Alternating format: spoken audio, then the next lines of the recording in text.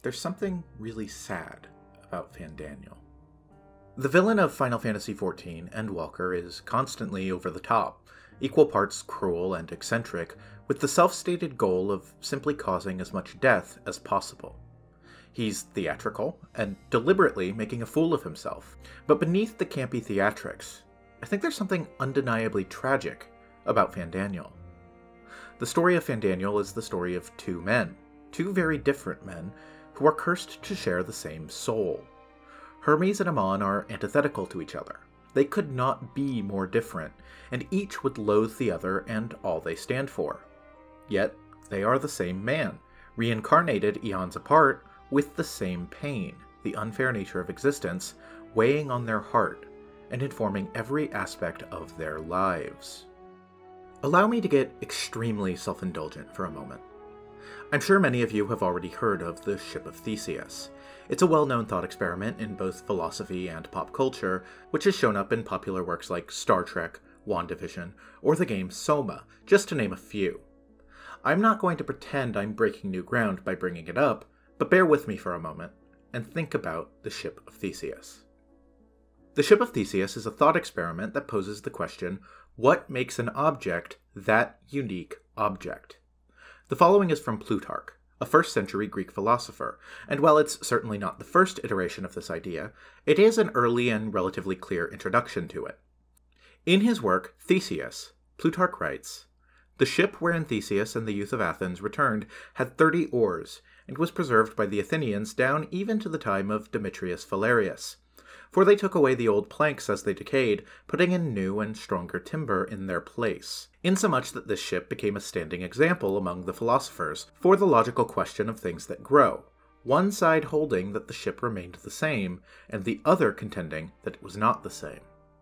To rephrase this in a way more accessible to the modern ear, imagine you have a ship, a big old wooden ship, which we'll call the Ship of Theseus. Over the years, certain planks on the ship begin to rot, and you, being in charge of the ship, do what anyone would do. You replace the rotten planks with brand new ones. Over the decades, you keep doing that, replacing each plank one by one, each piece of wood being renewed one at a time, until eventually you replace the final piece of the original. So now this begs the question, is this still the Ship of Theseus? If every last piece of wood has been replaced, is this the same boat? Or is this a different boat in the same image? If it's not the same boat, then when did it cease to be the Ship of Theseus? And what happened to that original ship? I took an English class once where we were asked to take this a little further. We were told that every 7 years, over the course of those 7 years, every cell in the human body is replaced with new ones.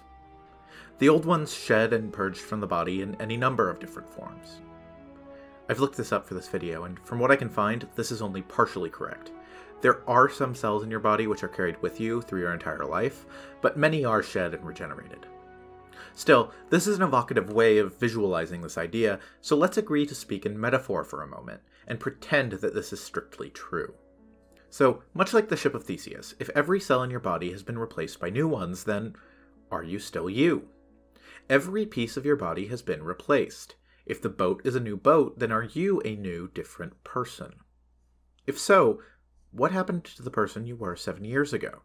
Did they die? Are they gone? That doesn't feel right, does it? Certainly you haven't died. In fact, I'm pretty confident that if you're watching this video, you've never died before. But then, what happened to that person you were 7 years ago? Is each piece of the whole you? Each piece of dandruff you shed, you? Did that person just cease to be? What are you looking at? You look just like me. It's incredible. Why do I look like you? Why don't you look like me? See, those things aren't the same as they were 7 years ago either, are they? Try to think back to who you were 7 years ago, and that's not really the same person you are now, is it?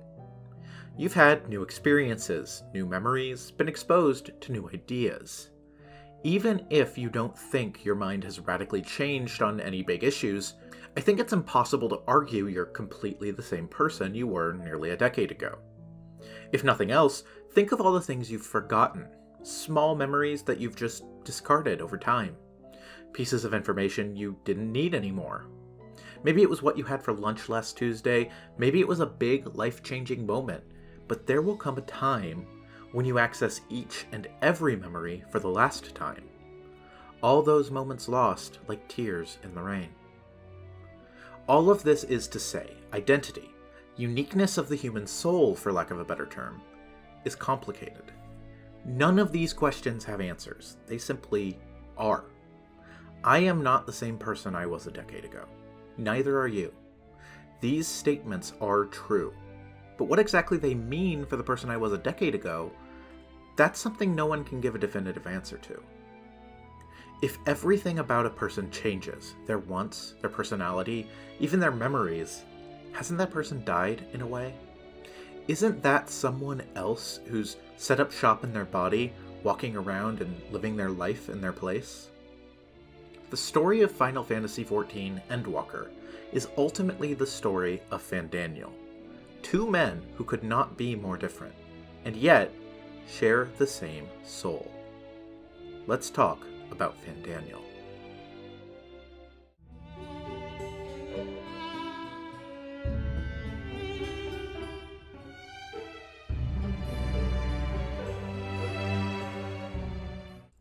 Before we can talk about Fandaniel, though, we have to talk about the Ascians.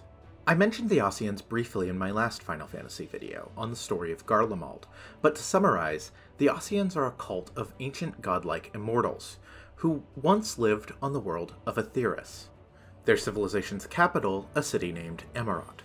They have served as the true villains of Final Fantasy XIV for most of its run, secretly pulling strings behind the scenes, wreaking chaos and sowing death across the world. They are led by three true, unsundered Ascians, Lahabrea, Emet-Selch, and Elidibus, the last three remaining of their race. In ancient times, the world was one, but a great calamity called the Final Days began to tear the world of Aetheris apart, dooming their race. In order to save the world, the Ascians voluntarily sacrificed half their population, in order to create a powerful god named Zodiark, with Elidibus being turned into Zodiark's core, his will, his consciousness. Although Zodiark was able to stop the Final Days, the planet had been ravaged, so the Ascians willingly sacrificed another half of their remaining population to Zodiark, so that he might bring the planet back to habitability. Finally, the Ascians' leadership, the Convocation of 14, resolved that they would resurrect every Ascian who had nobly offered themselves in order to save the world. To do this, they would sacrifice the lives of other, in their eyes lesser, life forms who would come to live on the planet in the future. Another faction, however, was horrified by this idea, and felt that the sacrifice was already too great. No more bloodshed could be allowed, especially not of unwilling participants. This faction chose to sacrifice themselves so that their leader, Venat, a former member of the Convocation, could ascend to godhood herself. Venat became the goddess Hydaelyn, who used her power to stop the Convocation's plan, imprisoning Zodiark and splitting the world apart into 14 shards. The Source, the original world from which all the other shards splintered, and the first, the second, and so on, all the way up to the 13th. Those left alive were splintered, except for 4 beings: Hydaelyn/Venat, Zodiark/Elidibus, Emet-Selch, and Lahabrea. Hydaelyn's strength now spent, she sealed herself in the Source's core, and began to plan for a future where the remaining Ascians might try to break Zodiark free, or reunite the shards, or worse yet, a future where the Final Days resumed, destroying all 14 shards of Aetheris. The 3 Ascian leaders, meanwhile, spent centuries plotting in the shadows, and attempting to cause calamities which would reunite the star. By the time Final Fantasy XIV's original release began, 6 such calamities had taken place throughout history, with each one reuniting one of the 13 shards into the Source, at the cost of countless lives and civilizations. The 7th Umbral Calamity occurred with the relaunch of the game, as the Garlean Empire summoned the Lesser Moon of Dalamud and released the ancient primal Bahamut from his prison. By the end of Shadowbringers, though, the Warrior of Light, the player character, who was Hydaelyn's warrior chosen to stop the Ascians from unleashing any further calamities, along with the Scions of the Seventh Dawn, had put a stop to several Ascian plans, even killing the extremely difficult-to-kill Ascians Lahabrea and Emet-Selch in the process. Over the course of the patch content for Shadowbringers, Elidibus, separated from Zodiark by Hydaelyn's powers long ago, was the last Ascian still standing, and the story of those patches mostly follows Elidibus' plan to use the hero's own reputation against them, taking the body of a former Warrior of Light and inspiring a new generation of heroes in the First to fight for the Light. He begins using the power of belief in the Light, of inspiration itself, to ascend to a new kind of godhood, and becomes the avatar of that belief in the Warrior of Light to serve as the final boss of the Shadowbringers patch campaign. If left unchecked, Elidibus would unleash a flood of light that would destroy the First, and cause massive damage to the Source at the same time by reuniting the shards. Of course, we managed to overcome the power of Elidibus' legendary Limit Break 4 and defeat him, after our Duty Finder group wipes once or twice, that is, because that fight is really very hard, actually. With Elidibus defeated, the Ascian leadership is finally eradicated. The only people, aside from Hydaelyn, still alive who remembered the ancient days of Aetheris firsthand are now gone. So where does that leave the remaining Ascians? Lahabrea, Emet-Selch, and Elidibus were not the only Ascians involved with the scheme. They needed more manpower in order to carry out their plans throughout the centuries, and so, occasionally, they sought out the fragmented souls of their comrades, and granted them their memories from Aetheris back, told them of their lives in Amaurot, and of the great destiny and immortality that await them if they help reunite the worlds. Fandaniel is one of these partial Ascians, another former member of the Convocation, but incomplete, born and reborn throughout the history of the fragmented Source until he was tracked down and told of his destiny by the Ascians. But the Fandaniel of the present, the Fandaniel we are introduced to in Shadowbringers in the prologue chapters to Endwalker, is not the same Fandaniel who Elidibus, Emet-Selch, and Lahabrea knew countless eons ago. This Fandaniel had lived a very different life before the Ascians approached him. They granted him memories of his past, but they were like remembering something which happened to someone else. Allow me to tell you a story. Surely you've yet to hear the one about Fandaniel, the sundered Ascian. I inherited the position and the soul of the Fandaniel who sat on the Convocation in the time of the final days, theoretically speaking. Practically speaking, that fact is of no consequence. I was born and lived as, well, me. He knew how the ancient Fandaniel had acted, who he had been, but this knowledge was meaningless to him. He had lived an entire lifetime, a lifetime which had turned his heart cold. This cold, spiteful man is the strongest remaining Ascian, the only remaining threat from their faction once Elidibus is dead. Fandaniel takes over the body of a long-dead Garlean ambassador, Asahi Sasbrutus, one of the antagonists from the Stormblood patch content. Asahi is another can of worms entirely, because it's impossible for me to talk about anything in this game without stumbling across topics for 5 other video scripts, but as a very abbreviated description of Asahi for the purposes of this video, he was born as a Doman during the occupation by Garlemald. He assimilated wholeheartedly into Garlean culture, taking the Garlean name of Brutus in place of his birth family name, Nairi.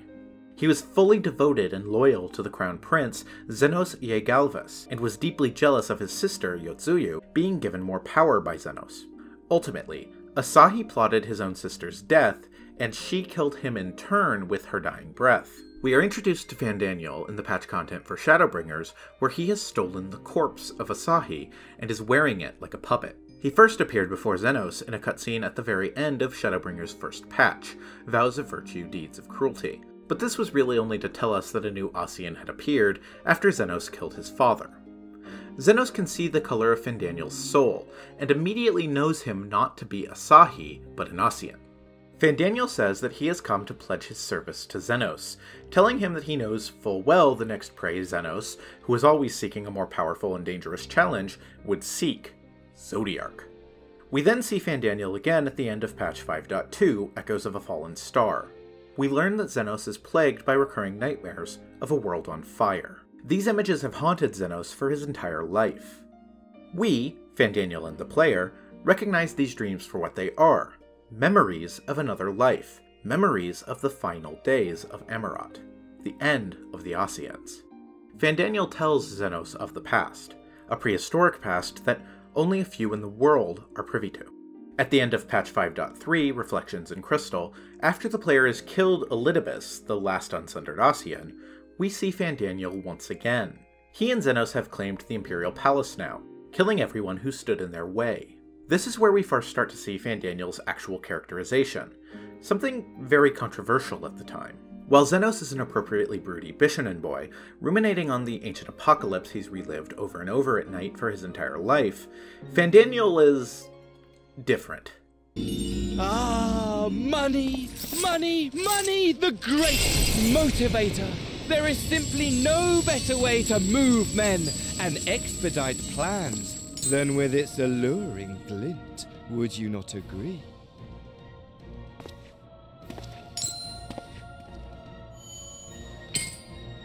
The villains of Final Fantasy XIV so far have typically been pretty reserved or self-serious characters. From Gaius von Baelsar's strict and rigorous nature, to Emet-Selch's exhausted and world-weary snark, to even Xenos' bored and empty eyes giving way to deranged moments of sadistic glee, these are characters who are, at the very least, taking the situation as seriously as our heroes are. Fandaniel treats everything as a joke, treats the world and all the chaos and death he's causing as theater. He makes light of everything he and Xenos do, and claims to simply be working to make the Crown Prince's desires a reality. There's a sarcastic condescension to his words. It's hard to describe it really, but just watch. Your radiance, but give the word, and I shall go forth and prepare for you your hunting ground. All the words he says are correct, but the way in which he says them makes every word sound like the punchline to a joke you aren't in on. He mocks Xenos and the familiarity which he had with the person who once called home, the corpse now being used as Fandaniel's puppet. You can hear the disdain Xenos holds for this buffoon with every word, dripping with annoyance. What did you say your name was? Oh, a dagger through my heart, that my deepest desire should forever remain unfulfilled, to live unrecognized, to die forgotten. Oh. Actually, Fandaniel's constant theatrical posing reminds me of something. I can't quite put my finger on what it is. But it's Rocket Ship Potter! Star Kid Potter! Moon Shoes Potter! This outlandish characterization was off-putting to a lot of players, especially after Emet-Selch. I saw a lot of players say how disappointed they were with this character, that they didn't find Xenos and particularly Fandaniel compelling, and I even saw some people calling him a Kefka ripoff. I see why so many felt that way at the time. This performance is a real shock compared to what's come previously. Still, as his story continues, I think this characterization becomes justified, or else I wouldn't be making this video. Fandaniel does seem to be aiding Xenos in a way he cannot achieve alone, so he lets the partnership continue. Fandaniel realizes that Elidibus would have intervened, or at the least appeared, when he and Xenos claimed the Garlean capital, and so concludes that he must be dead, the last remaining unsundered Osean gone, leaving him to move toward his own ends, unhindered. Fandaniel would next appear at the end of patch 5.4, Futures Rewritten. By this point, strange towers had been popping up all over the world, siphoning massive amounts of aether, magical power, from the very land around them, a troubling sight. Fandaniel flies into Ala Mhigo on a large dragon, a new form of a familiar nightmare, Bahamut, the very same dragon who caused a calamity and the relaunch of the game when released from his prison. Bahamut should be dead though, as there was an entire raid series dealing with him at the end of A Realm Reborn. This is a new Bahamut, Lunar Bahamut, created by Fandaniel and Xenos using those strange towers. Xenos and Fandaniel are creating lunar primals, new versions of familiar bosses from the game's history, as a new faction calling themselves the Telophoroi.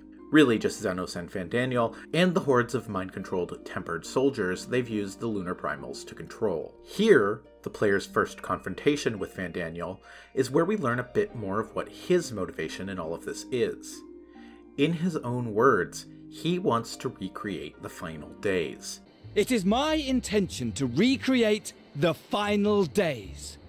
To which end I have distributed a collection of rather ingenious devices, or towers, which will, in time, give rise to the grandest of spectacles. The final days? But it was the Ascians who labored to prevent them. Fandaniel is a new kind of threat, a nihilistic threat. He cannot be reasoned with. He has no understandable motivations, at least not with what we know so far. He simply wants death. Death for everyone, himself included. He seeks pain and suffering and finally, oblivion. And my heart's desire is to lay this half-broken world to waste, leaving nary a fleck of dust behind! What? Why would you want such a thing? Because I want wretched creatures who ask such meaningless questions to die! You! And you! And you! I want you all to die! And I want to die too! Oh, yes! I want to die and take everyone with me in a paroxysm of pain and suffering! I'm different, you see, from the ancients who clung to dear life, and from you. So don't bother trying to reason with me. You will find I have no reason, or creed, or any such tripe. I just want to destroy the world. But please do resist with all your might. It will add to my enjoyment. This ultimately leads us to our first confrontation with the Telophoroi in patch 5.5 and 5.55, Death Until Dawn. First, we ally ourselves with the true Bahamut's consort, Tiamat, and face Lunar Bahamut in the region of Pagalthon. And then we face several other lunar primals in an offensive led by Fandaniel himself in the Carteneau Flats.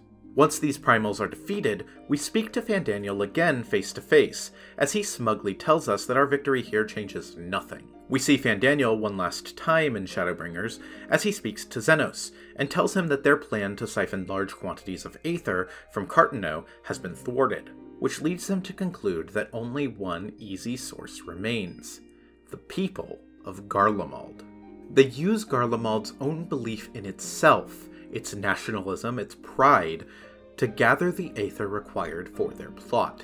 I've already talked indirectly about this plan in my previous video discussing Garlemald, but suffice to say that this is the beginning of that scheme. Ultimately, Xenos looks to the sky, hinting what their true conquest is to be, as he grips for the moon. This patch and the battle in Carteneau served as the true ending of the Shadowbringers campaign, and the prologue to the events of Endwalker. It is there we see the Telophoroi plot continue, as they wage an aggressive campaign across the world. Eventually, the player, the Scions of the Seventh Dawn, and many other allies from the game's history make their way to Garlemald, which the Telophoroi have made their home base. The player is ultimately kidnapped by Fandaniel out of camp in Garlemald, just as the Grand Company of Eorzea and the remaining Garlean forces, or at least some of them, are able to resolve their differences. A wave of tempering washes across Garlemald, beginning to mind-control the Garleans, and turn them against the Eorzean forces. In the confusion, Fandaniel slips into camp, and slips out with you. You awaken in a new body, at the dinner table with Xenos, with Fandaniel dressed as a butler. The two used an experimental Garlean technology in order to remove you from your body, and place you into the body of a low-level Garlean grunt. This is because Xenos wants to test the limits of your resolve. How well would you be able to face him without the inherent physical reflexes and advantages you've accumulated over the course of playing 4 MMO expansions? This is something Xenos himself actually experienced when his soul returned to the mortal plane, but his body was still being occupied by Elidibus. Xenos steals your body and heads back to camp, intending to kill your friends and allies if you aren't quick enough to stop him. More important to the subject of this video, this is where we get exposition on what Xenos and Fandaniel have actually been doing. They have used Garlemald and the people of Garlemald's belief in their Emperor in order to channel Aether to a primal they have created from Emperor Varus' corpse, Anima. In tandem with all of the towers scattered across the world, siphoning Aether from the very ground around it, they are sending vast quantities of Aether to the main tower, the Tower of Babel, which has risen above the ruins of the former Garlean palace.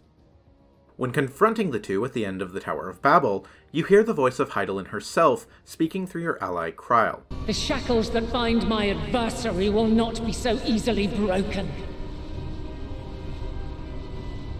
Hydaelyn!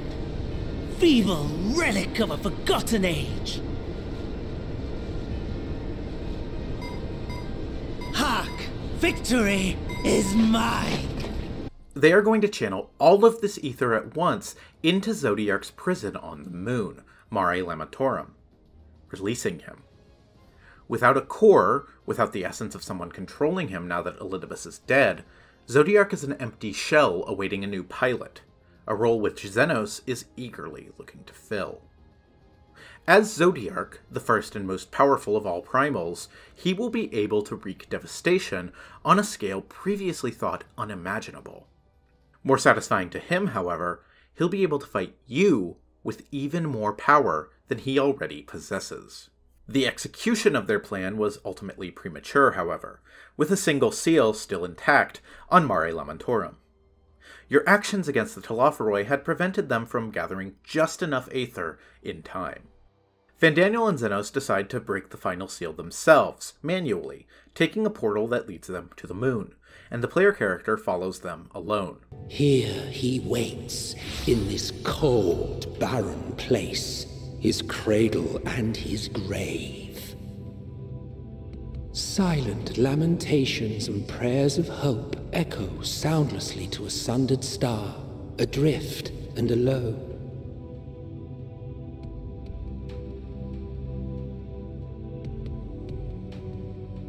They arrive too late, Xenos having broken the final seal and freed Zodiark from his prison.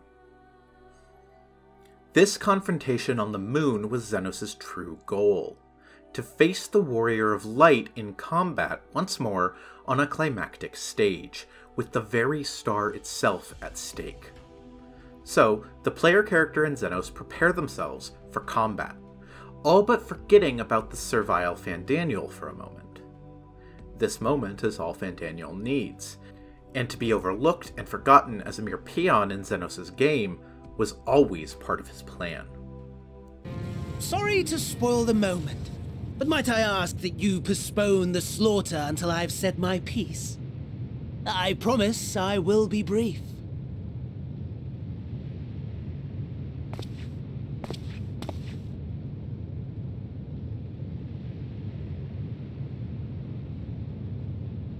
Do you remember when I told you that I wanted to die and take everyone with me? I meant it.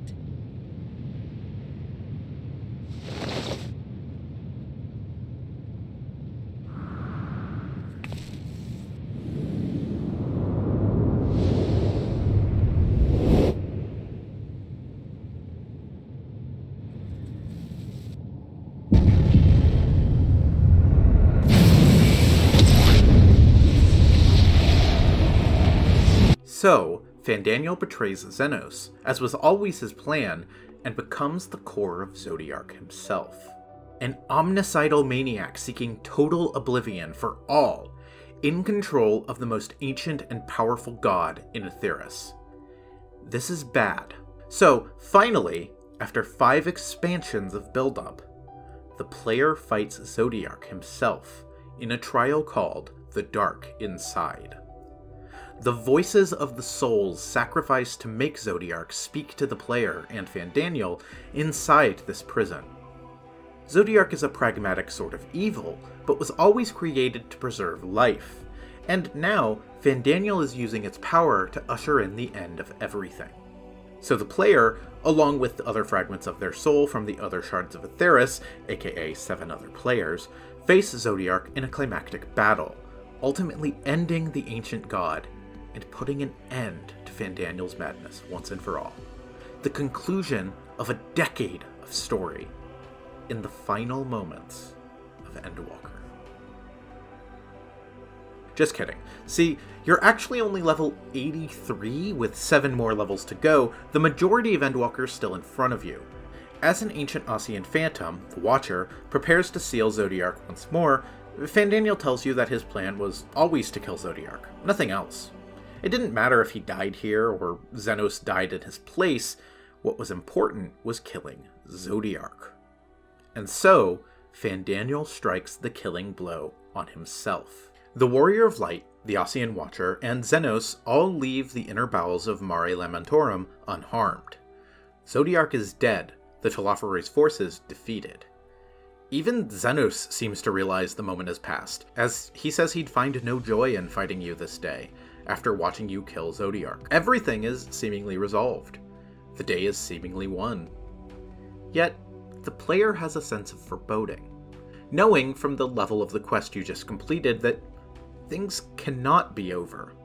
In the same way a false ending in a movie just 40 minutes in would leave the viewer unsatisfied and aware of more to come. We see a strange energy leaking out of Mare Lamentorum, forming a spiral above the god's cell. Suddenly a bloodthirsty and unfamiliar voice can be heard, as the Warrior of Light has a vision of the very world of Aetheris decaying before their eyes.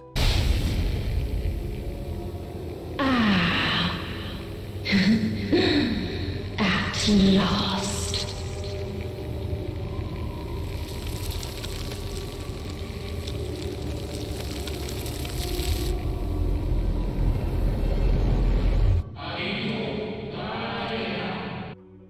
You see, unfortunately, Zodiark wasn't so much a god who stopped the final days through power, as he was the cork in a giant bottle of chaotic evil. You've seen Lost, you get it. The final days were never averted, so much as they were held back. Zodiark forming a wall that has kept the disaster at bay. Ages ago, when the final days began, the creation magic which these godlike beings used to shape the world around them began running rampant, creating terrible beasts and disasters which would surely destroy the entire world of Aetheris before long. Worse yet, the Oseans were at a loss for what could be causing this sudden threat, as no cause or instigator seemed to show itself. Ultimately, Fandaniel, a member of the Convocation, would step forward with a solution: Zodiark. As no cause for the disaster could be found, the only solution remaining was to treat the symptoms rather than the disease. Even among those Oseans who eventually opposed the Convocation and Zodiark, their intention was never his destruction, merely to stop using this intoxicating power. As the Watcher puts it, Hydaelyn's purpose is a reflection of her creator, to look to the future rather than live in a prison of the past. Now that Zodiark is destroyed, there is no wall remaining to stop the final days. The mysterious source of this calamity will run wild, manifesting beasts and storms and chaos until the world of Aetheris itself is extinct of all life. The effects of the final days on the modern world are slightly different. The etheric power of the fragmented souls now living on the 14 shards is much less, and they are unable to use creation magic at all. Rather, the final days is now transforming them into the same beasts who once destroyed Amarot, in moments of extreme negative emotion. Fear, hopelessness, anger, hatred. Despite this difference, the results are essentially the same. The final days have resumed, and the destruction of the star seems certain. Worse yet, those who are transformed into these creatures, these blasphemies, and then die, are not even returned to the ethereal sea, the normal cycle of reincarnation of this world. In Fandaniel's final moments of life, after he's dealt himself a fatal blow, he has a soliloquy, fitting for such a theatrical character, where he reflects on his success in death, and on the coming oblivion, which he spent so very long seeking. How quickly strength fades, and blood cools. Old familiar sensations. So many lives, so many deaths. No different this. I close my eyes and slip into the dreamless slumber.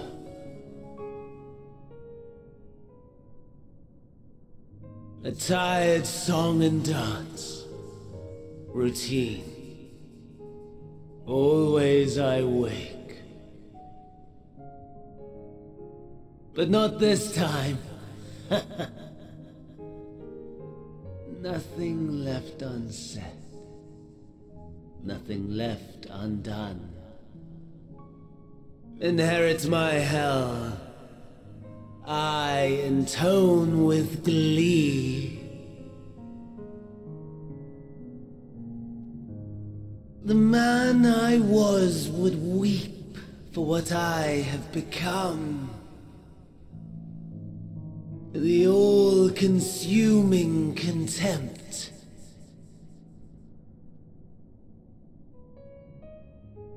But I've the wisdom of 10 millennia to justify my answer to the question.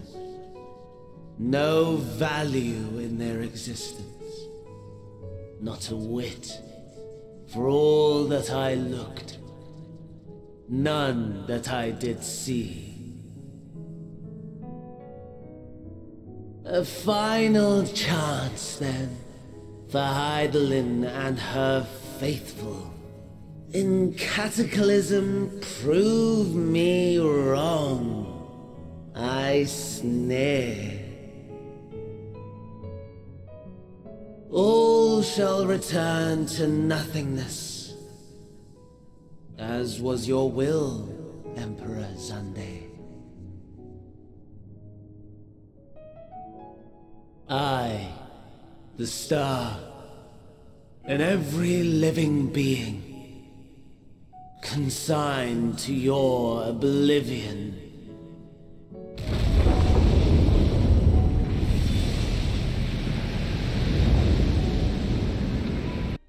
Fandaniel is a divisive character. A campy and eccentric character, one who, at first glance, has none of the relatable motivations of Emet-Selch or even Emperor Varys. He's a clown, one who only wants death, not only his own, but everyone's death. It is, on the surface, a supervillain's motivation. He's the Joker.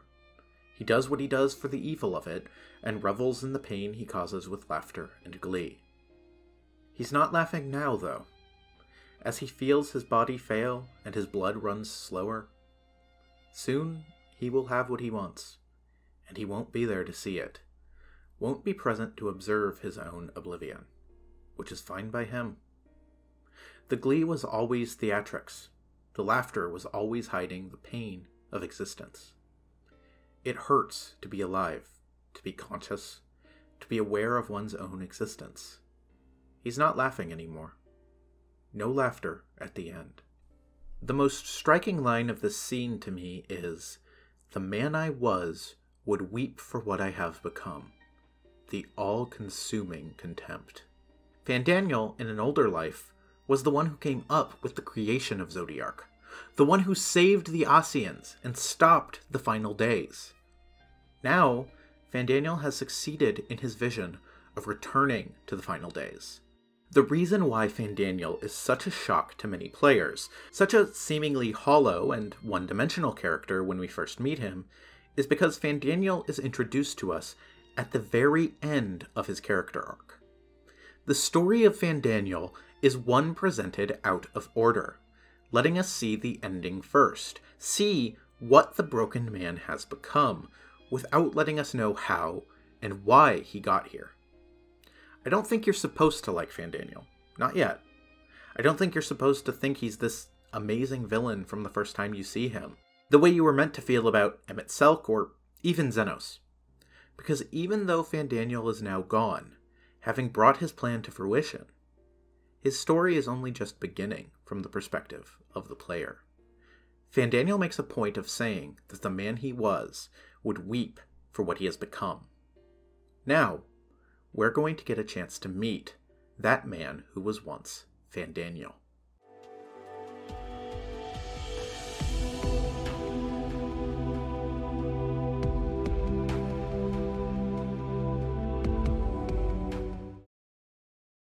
Hydaelyn had a contingency plan if Zodiark were ever destroyed or the final days ever resumed.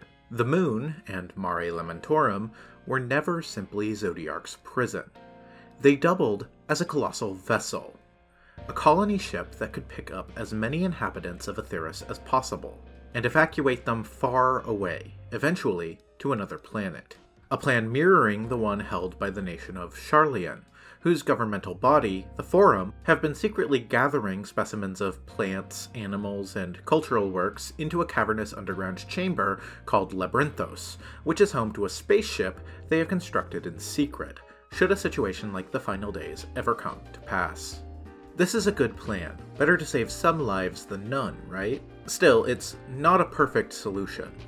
Instead, it is a last resort for several reasons. First, while the events of the Final Days resumed in the Source, eventually they will spread to the other remaining shards of Etheirys, like the First. Those people have no such evacuation plan. Also, the Leporits, the race of adorable bunny boys who Hydaelyn created to serve as architects and custodians of the plan, were working with incomplete information on the modern races of Etheirys, having never interacted with them and only reading historical records. So they, for example, didn't know that people had shrunk in size considerably as a result of the Shattering, and so accidentally built everything at roughly 5 times the scale which it would actually require. Oh, this? One of the first books sent to us. A compendium of the people of Etheirys, with a few blank pages at the back for minor corrections and updates as needed. The sum total of our knowledge of your kind is contained in these pages. I thought it was abridged and made small for our benefit, but this isn't a regular-sized book, is it? They also didn't know what the people of Etheirys eat, and so decided to stock the ship exclusively with variation on nature's perfect food, the carrot.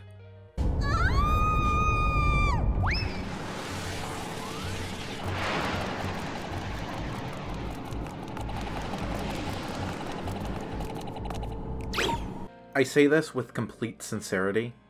It is perhaps Final Fantasy XIV's greatest strength as a narrative that the game can swing in tones from a dramatic death soliloquy and ruminations on the nature of oblivion to adorable and well-meaning talking bunny rabbits who are building a spaceship but didn't know how big people are or realize that people might want to eat something other than carrots, all in the span of an hour or so, and both completely work. There's a reason they call it comic relief, after all. And thou, my friend, I do not think we've met. My name is Puddingway.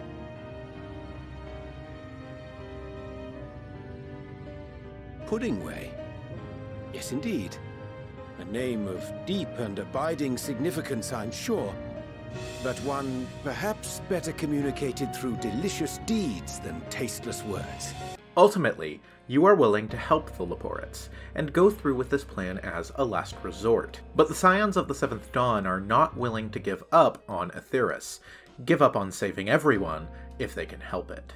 The first place the Final Days begin to manifest is Thavnair, where you had a brief stop earlier in Endwalker, taking down one of the towers which the Telophoroi created. The region is now under siege by these creatures, and so you go there to help stop the chaos and death. Once you've helped regain a semblance of stability, you meet with the Scions to discuss your next steps. It is difficult to know how to begin to avert this crisis without knowing the true cause, and difficult to discern that cause when everyone who was there when it began is now long dead. Your only lead is a rare flower called Elpis, given to you by Hydaelyn herself as some sort of cryptic clue. This leads to an idea, though. Some remnant of Elidibus may still remain in the Crystal Tower, in the First, a powerful artifact of both magic and high technology. Like a magical supercomputer the size of a skyscraper, an artifact of the ancient society of Alleg. It's possible some phantom shadow of him may exist, and as the only one able to freely travel between the worlds, it is decided that you should return to the Crystarium and see if there is any information which Elidibus may be able to give you. In the Crystal Tower, we are able to speak with a phantom of Elidibus. As soon as he is awoken, he is able to sense the loss of Zodiark. Once we've explained the situation to him, he agrees to help us by telling us what he is able to. This is where we learn that Fandaniel was himself the one who discovered a means of halting the final days, the creation of Zodiark, through his own research. But not, as he puts it, the most recent incarnation. Rather, the Fandaniel of long, long ago. Elidibus does know of Elpis, but not as a flower, rather as a place. An ancient Ossian research facility, one which was led by the man who would later go on to be known as Fandaniel. You see, the members of the Convocation were not actually named Emet-Selch, Fandaniel, Elidibus, and so on. Rather, those were their titles, their positions, which they adopted as their names for as long as they held those seats. A sort of honorific, signifying their power, as well as a symbolic gesture of giving their lives, their very identities, to public duty in the form of government. Emet-Selch was once named Hades, you see, and Fandaniel was once named Hermes. As Elidibus is recalling Elpis, he is suddenly hit with a powerful, yet clouded and distant memory. He recalls seeing you in Elpis. Not Azem, the Ossian Convocation member whose soul you are a fragment of, but you, yourself, as you are now, in the distant past. This leads Elidibus to conclude that you must travel back to ancient Elpis, in the peaceful time before the final days began, and seek answers there. You cannot change the past. Elidibus makes clear there is no way to change Emerald's fate. Everything that has happened has happened. The fact that Elidibus remembers you being in Elpis is evidence of this. He remembers you in Elpis because you had always been there. Instead, this is a research mission, to seek what answers you can find of the final day's root cause. Elidibus sacrifices this remnant of himself, a memory made of data stored inside a machine, in order to send you back to the Elpis of the past. Well, Hydaelyn, I take my leave of you. Yours is the mantle of the last of us. May you have the joy of it, the burden, and the solitude. You arrive in a familiar Art Deco environment. You aren't in Amarat this time, but the vestibule to Elpis, an entry room built around a teleportation crystal. You can see the Ossians as they truly were for the first time. Not the phantoms we've seen in Emet-Selch's Monument to the Forgotten or at Mare Lamentorum, but corporeal human figures, wearing the same familiar robes and masks. The time travel process has had side effects, though. You are almost completely incorporeal. Your aether, the lifeblood magic of reality, has become so thin that you can't even speak, words falling through your throat like a sieve. You can't even open the door leading out into Elpis. Your very existence is so thin. It doesn't help that, given the way the shattering shrank everyone down, you're wandering around in an environment while not even coming to knee height with everyone. Soon, 2 more travelers appear in the building. The guide greets one of them as a member of the 14, an honor to be visited by someone with such power. He explains that, for security, all visitors must keep their masks removed while in Elpis. This is a major faux pas in Ossian culture, where people go so far as to wear the exact same clothing to try to avoid displaying their individuality as much as possible. Just the red mask marking someone as a member of the 14 is outlandish. I get the feeling this would be like telling someone visiting the Pentagon to strip naked the whole time for security. A familiar voice rings out in complaint over this. Come now. Is this truly necessary? Surely you can tell who we are. Who you are, perhaps, but I am far less infamous. Regardless, if we do not follow protocol, 'tis our hosts who would be held accountable. So, please, do favor us with your handsome face.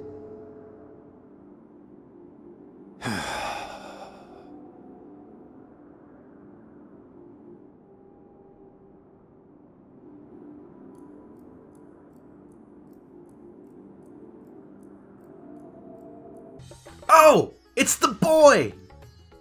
Yes, the two visitors are Emet-Selch and Hythlodaeus, a close friend to both Emet-Selch and Azem, whose phantom we have encountered a few times before. As they are leaving, Hythlodaeus notices you, the faintest glimmer of ether, standing by the door. Emet-Selch, lovable grump that he is, pretends he doesn't see anything.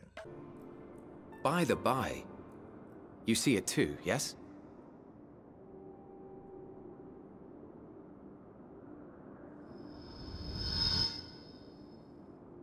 I haven't the foggiest what you're talking about. Eventually, Hythlodaeus bullies Emet-Selch, who is an extremely gifted and powerful sorcerer even by Osean standards, into using some of his considerable aether to reinforce your existence.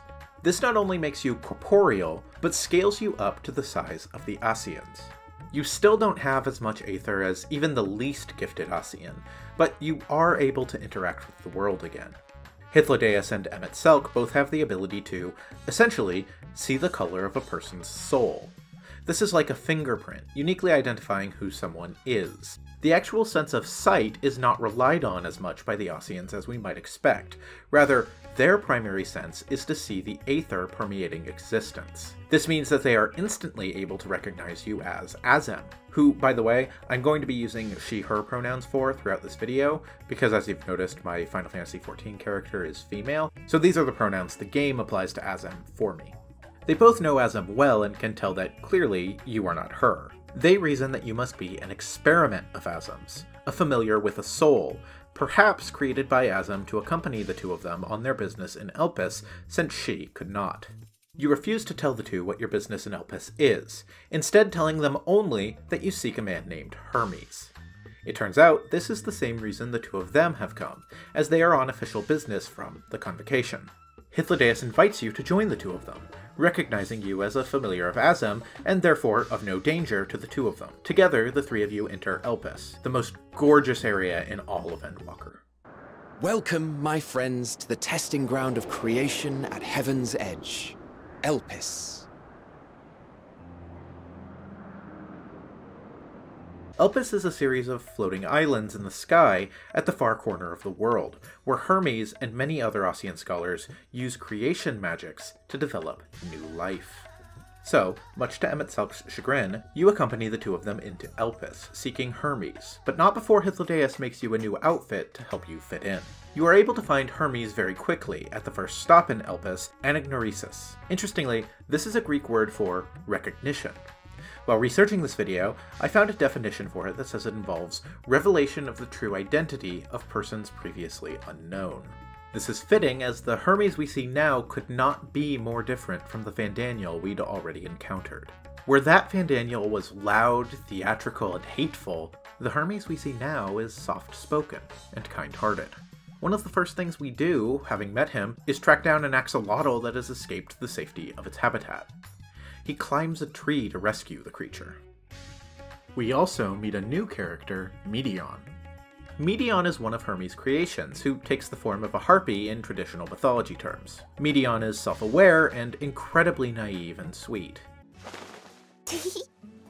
May we please be friends? Medeon was created using a form of energy counter to ether called Akasha in the modern day, but which Hermes and the Oseans called Dynamis. Dynamis is incredibly obscure, even among the best and brightest of Osean scholars. Neither Hythlodaeus nor Emet-Selch have ever heard of Dynamis before. It is the antimatter to Aether's matter, and because the Oseans are so etherically dense, it is all but impossible for them to manipulate or interact with it. Dynamis reacts powerfully to emotion, and as a consequence, Medeon is an empath, which he refers to as an entelechy. Greetings and salutations. Can you hear me? Do not be alarmed. I mean you no harm. I wish only to hear your words, share your feelings, and know your thoughts. You end up spending a lot of time with Meteion, especially since from the perspective of the Oseans, you and she are essentially the same kind of being. Familiars, alive and aware, but less so than the Oseans. After you help him with some errands relating to his work, Emet-Selch and Hythlodaeus reveal to Hermes why they have arrived. Aye. Fandaniel has declared his intention to step down, and named you as his preferred successor.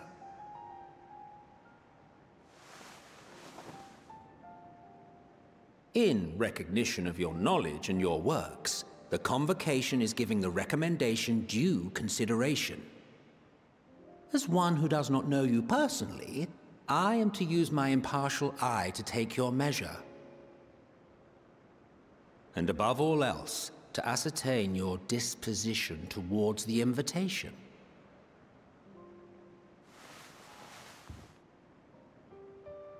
I understand that you and Fandaniel are close. He himself was once chief overseer of Elpis after all. I should not be surprised if you knew before anyone else that he wished to relinquish his office. I did. He told me that when he fulfilled his purpose, he wished to pass the torch to me. A torch you seem none too pleased to accept. Are you so averse to serving on the Convocation? No, it's not that. For a humble researcher like myself to even be considered is an honor beyond words. No. What troubles me, what I struggle to come to terms with, is the very fact that Fandaniel is stepping down. Does this not mean that he will return to the Star?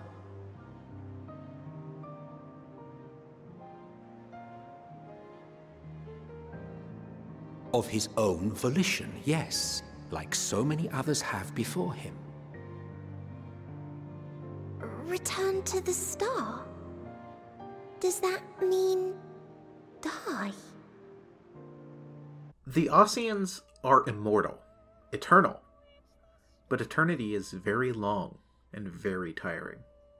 As such, in their culture, they spend their long lives seeking fulfillment, seeking to achieve whatever it is that they believe they are meant to.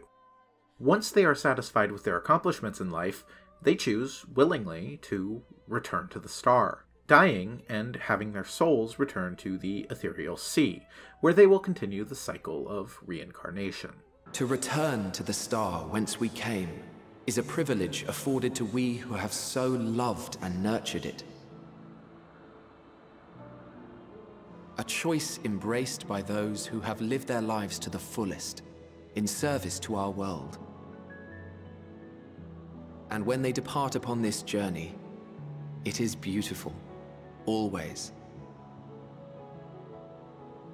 The 14 are no exception. 'Tis believed no occasion is more felicitous than the fulfillment of one's duty. Our office becomes our lives, and to retire is to return, or so the majority of us hold. Some few have elected to eschew custom. Tradition holds that being a member of the Convocation is the culmination of a life's work, and so when a member retires, they will choose to return to the Star, having done everything they were meant to in life. Hermes is saddened by his mentor's death. He doesn't understand why someone he clearly loves would do such a thing.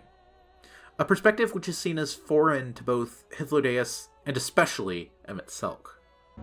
I know of all this. I do. It's just, I cannot fathom why someone so great and wise, who could still do so much good, would want to end it all. Hermes tells the two that he will require some time to think about their offer, and they agree to stay for the time being. So, you, Emet-Selch, and Hythlodaeus spend time following Hermes through his daily duties. This starts off well as you encounter a creation who is struggling, a sort of sky serpent whose etheric balance has become skewed, and who has not yet been able to fly, despite being designed to do so. Defective creations are put down. There is no point in releasing a creature who cannot survive or cannot serve its intended purpose in the ecosystem, and so they are returned to the ethereal sea. The other researchers, even Emet-Selch and Hythlodaeus, don't seem particularly bothered by it, but Hermes refuses to let this happen unless absolutely necessary. Hermes believes that the problem with this serpent is simply that he's afraid to fly, and doesn't realize that he can do so. He theorizes that, if they use wind magic to suspend the creature in the air as a sort of training wheels, it will gain confidence and be able to fly correctly. The only way Hermes would be able to do this is by transforming, a form of magic which we've seen Ossians use before, such as Emet-Selch transforming into a monstrous form for the final boss fight of Shadowbringers. Transformation is, however, highly offensive in Ossian culture. If removing your mask is seen as inappropriately exhibiting your individuality, then the flashy and highly unique magic of a person's transformation is akin to going streaking. Emet-Selch forbids Hermes to transform, but is easily talented enough to do all of this, so after a quest step involving using the actual in-game chat client to beg Emet-Selch to help, he agrees. He summons a flying steed, which, by the way, I think it's really cute that Emet-Selch's mount is the Collector's Edition mount for Shadowbringers. Do you think he had to buy the Collector's Edition himself, or did Square give him a copy for free since he's the lead villain? Emet-Selch uses his own magic to execute the plan, and it works. The creature learns to fly, and is allowed to continue living. Hermes is a gentle, kind soul, respected and well-liked by his peers. But that's not everything there is to him. There's a darkness behind his eyes, a sadness behind his words. In a sense, he's too gentle, too kind. And there is a pain there that you can pick up on if you look for it. This is something which Medion, as an Entelechy, knows all too well. She spends every waking moment by Hermes' side, and feels the pain he feels. The flower of Elpis, named for the place where it was created, is also an Entelechy, an empathic flower. It changes color based on the emotions of those nearby. As Hermes takes a difficult meeting about another troubled creation, you help Medion search for a flower to give Hermes, to help lighten the heavy weight on his shoulder, if just a little. You look at various flowers, but eventually stumble across a few Elpis flowers. The Warrior of Light has, quite literally, the weight of the world on their shoulders, and when you approach the flower, it turns a dark purple. Medion has only seen this happen for one other person, Hermes, so she begs you to turn the flowers purple again in front of him. When you do, Hermes is surprised and touched to find someone else hurting in paradise. He opens up to you, shares some of the darkness in his heart, which you can tell he feels unable to express to any of his peers, and tells you the purpose which he created Medion and her sisters, the Media, for. I see Mission has shared much with you.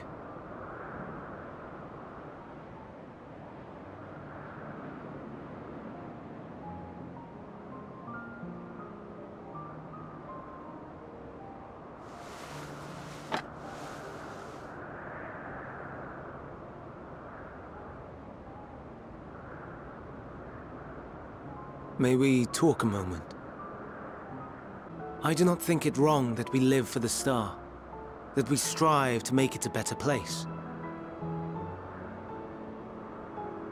And yet, in carrying out my duties here, there are times when I am plagued by doubt. Do you recall what Hythlodaeus said when we first spoke of my nomination?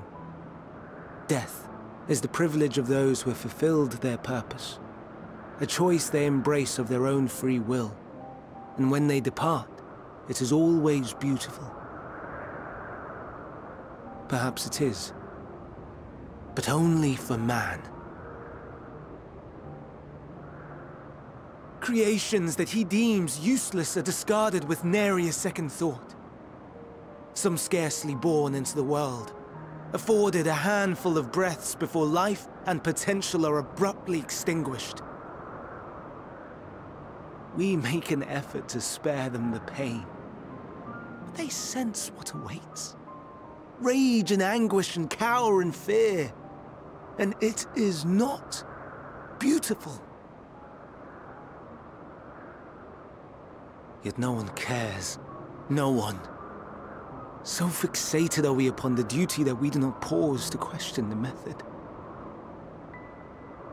Pain and suffering, confusion and despair, writ plain in the eyes of those poor creatures. Yet no one sees. We turn a blind eye and carry on in blissful ignorance. Nor to miss. And always, always the blossoms shine pure and white. A contradiction so blatant I could scream, want to scream. How can you all accept this aberration? Then I wonder, am I the aberration for thinking thus? And I am filled with dread. But now I know I'm not alone. Not the only one for whom the flowers weep. I won't ask what you thought as you kneeled beside the Elpis, or if you only did it at Meteion's insistence. Nevertheless, I thank you. To know that you too have experienced suffering is a comfort.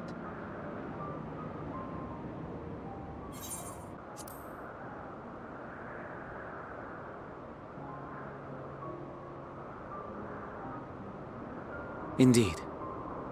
Difficult though it may be, I must endeavor to be strong like you.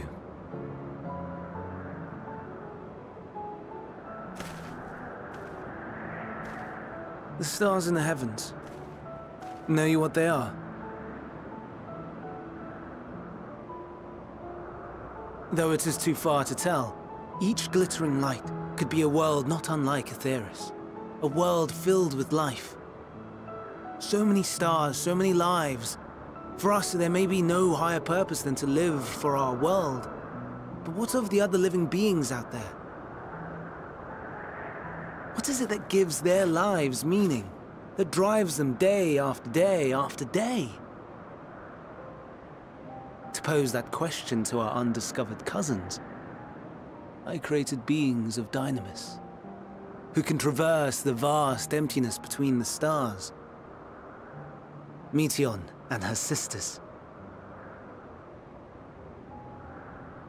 Aye, sisters. She has a great many of them. And they have already departed on their journey, traveling to one star and then the next in search of life. As one might expect, exploration on such a grand scale is rife with difficulties, and thus far I've naught to show for it. But I have faith that we will make some manner of discovery ere long. And when we do, I should be glad to share our findings with you, in gratitude for your kindness.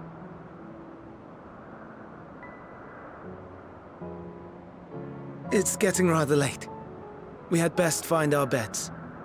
It would not do for both of us to be sleep-deprived on the morrow. Come, Meteion. Let us head back. All right!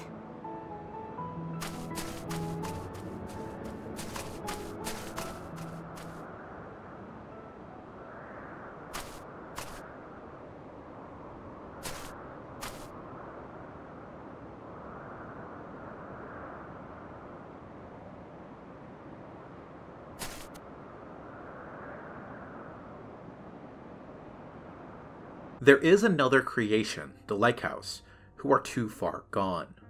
They are wandering Elpis, killing creatures in their path indiscriminately, and would absolutely devastate any ecosystem they are introduced to. There is no other choice. The three of you help Hermes track the Lycaos and put them down. This leads to a moment that's just truly one of my favorites in the game. Hermes is saddened beyond words by death, the very concept of death, and the unfair nature of it. He feels personally responsible for each creature who is put down. The data the creations will provide will help the Oseans create better creatures next time, which is enough to comfort the others in Elpis. But Hermes feels this blood is on his own hands. As soft-spoken as he is, Hermes is fundamentally a heretic within Osean culture, where death, something which the Oseans have never had to face against their will, is not treated with any sort of stigma. He created these creatures, and now he kills them, a fact which only bothers him. They never asked to be born, and they never asked to die. The English voice actor for Hermes is doing a spectacular job here, as he mourns for the creature, and tells him to be reborn, but only if that is what he wishes. He is really among the best voice performances in the game. Forgive me. Please, forgive me. May you and your kin find peace.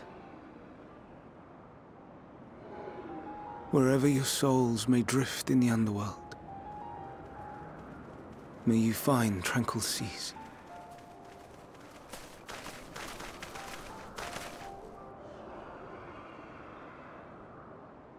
Be not forgotten, in concept endure, to reclaim form and one day live again. Serve not the star, or any purpose save your own. Live again, if that be your desire.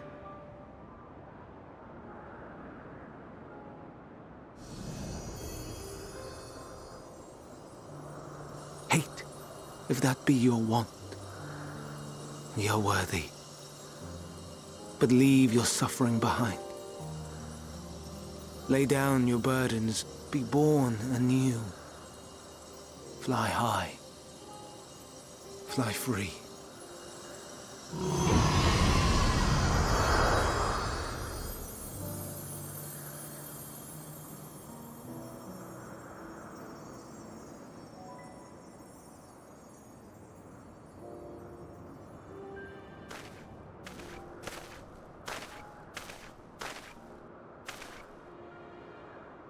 Join the convocation, Hermes.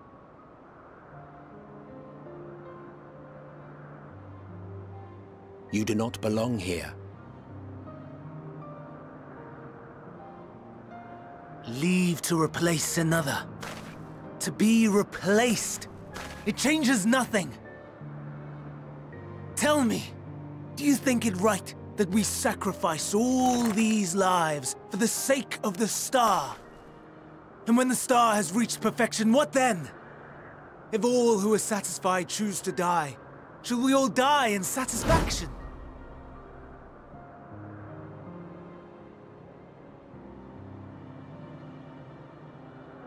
I do not know. Were I to take up the seat of Fandaniel, it would be tantamount to approving my predecessor's death. I do not know if it is right. And to be torn by such thoughts, I do not know if I am fit to represent mankind. Hermes asks for more time to consider the offer for the seat of Fandaniel. Solitary time, without Emet-Selch and Hythlodaeus leaning over his shoulder. Emet-Selch says to you after this, "Rationally speaking, I understand Hermes' argument. No matter how well-deserved the rest, there is a pang of sadness when a colleague leaves us. Yet never has a departure caused me such grief as Hermes appears to feel. What must it be like to experience such torment?" This is what I mean when I say Hermes is, in a sense, too gentle. This sadness, this torment that everyone feels, it eats him up from the inside out. It's not his fault, it's not something that he chooses. Living that way, that's not something anyone chooses. Emet-Selch and Hythlodaeus choose to continue on throughout Elpis, examining Hermes' work and speaking to his colleagues to continue their assessment of the man who they hope will become the new Fandaniel. We move to a new area of Elpis, Pointon Oikos, and no sooner do we step off the teleporter than we are attacked by a newly created land shark. One of my favorite moments of the expansion is Hythlodaeus explaining how sharks have become a really popular creature to submit new designs for, so now there's a surplus of designs because everyone thinks sharks are cool. Ah, that's a new species of shark. We approved the concept but a few days ago. Sharks are among the most popular sea creatures. Rare is the day when someone does not submit a new concept. At first, they were largely orthodox, consideration given to such things as size and environmental impact. And then a whimsical someone thought to bestow it with flight, another superior intelligence. And then the floodgates burst. Concepts with multiple heads, or arms arms and legs, and so on and so forth. It was getting absurd. A part of me wanted to tell them to go away and find something else to create, but in the end, I couldn't deny their passion. And here we are.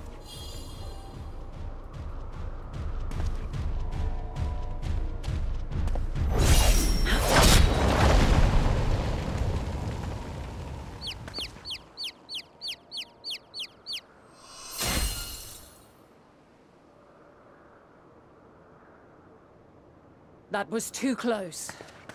Are you unharmed?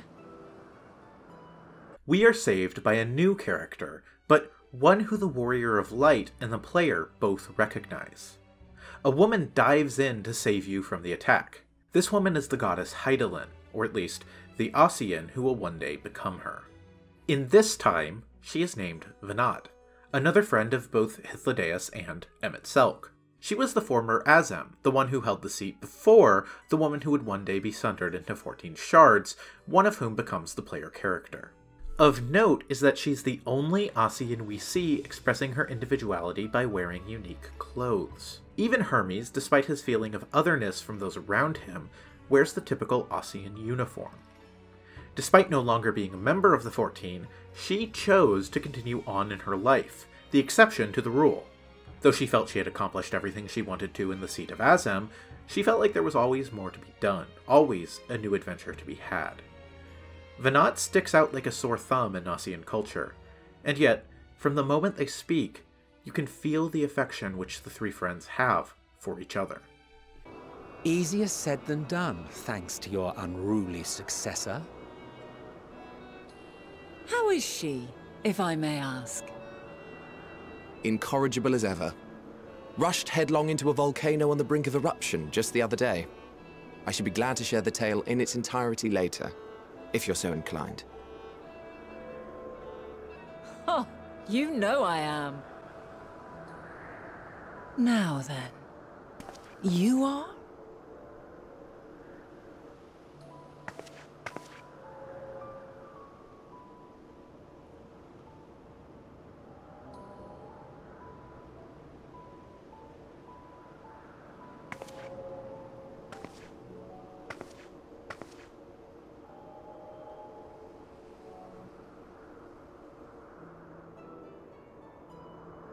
I say, have you perchance come from the future?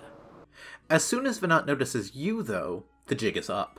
Venat recognizes her own magic upon you, what you called the Blessing of Light in the future, and deduces that if she does not remember placing the enchantment upon you, she must do it sometime in the future.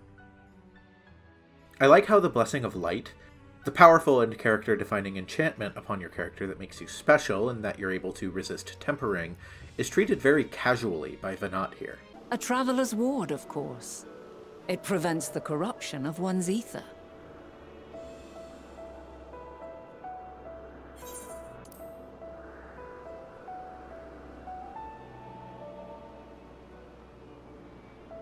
Primals, you say? But I'm not familiar with such beings. But if they enthrall by warping the balance of ether, then yes, the magic would afford you a measure of protection. Though you've been hesitant to share your true purpose in Elpis and the events of the future that are yet to come, Venat reasons that, if the past truly is predetermined and cannot be changed, then you should not need to worry about telling them events that are yet to come, since nothing will change whether you tell them or not. This is, ultimately, true. You relay the events of the game so far to Emet-Selch, Hythlodaeus, and Venat. You tell them everything.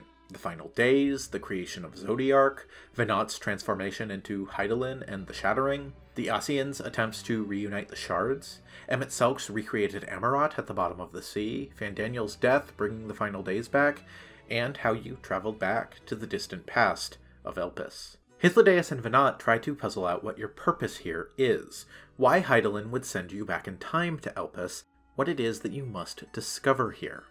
Venat insists that she would not just create a plan for escape, but would try to find a way to prevent the destruction of the final days at all. Emet-Selch is shocked and appalled by the story and calls it nonsense. One of my favorite moments, as Hythlodaeus and Venat try to puzzle out why the Hydaelyn of the future would nudge you on the path back to Elpis, is Emet-Selch's refusal to accept a future where he is a villain, and the offended reaction he takes to the very idea that he would try to bring those who sacrificed themselves to Zodiark back. Listen to yourself. Are you seriously entertaining the notion that you are a messianic figure in some far-fetched tale?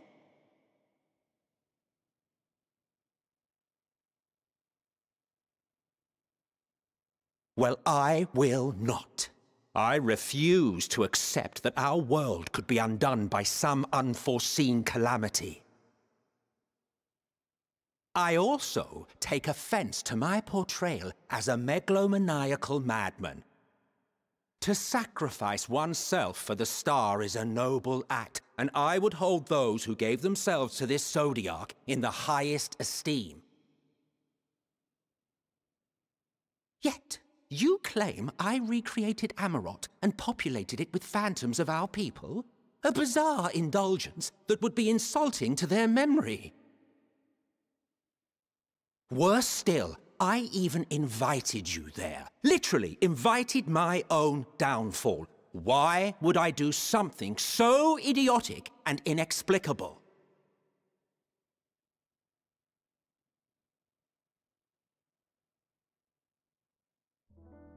Now, I will allow that the hypothetical task of restoring our world would be daunting in the extreme. The thought of having to bear such a burden for 1,000 lives horrifies me.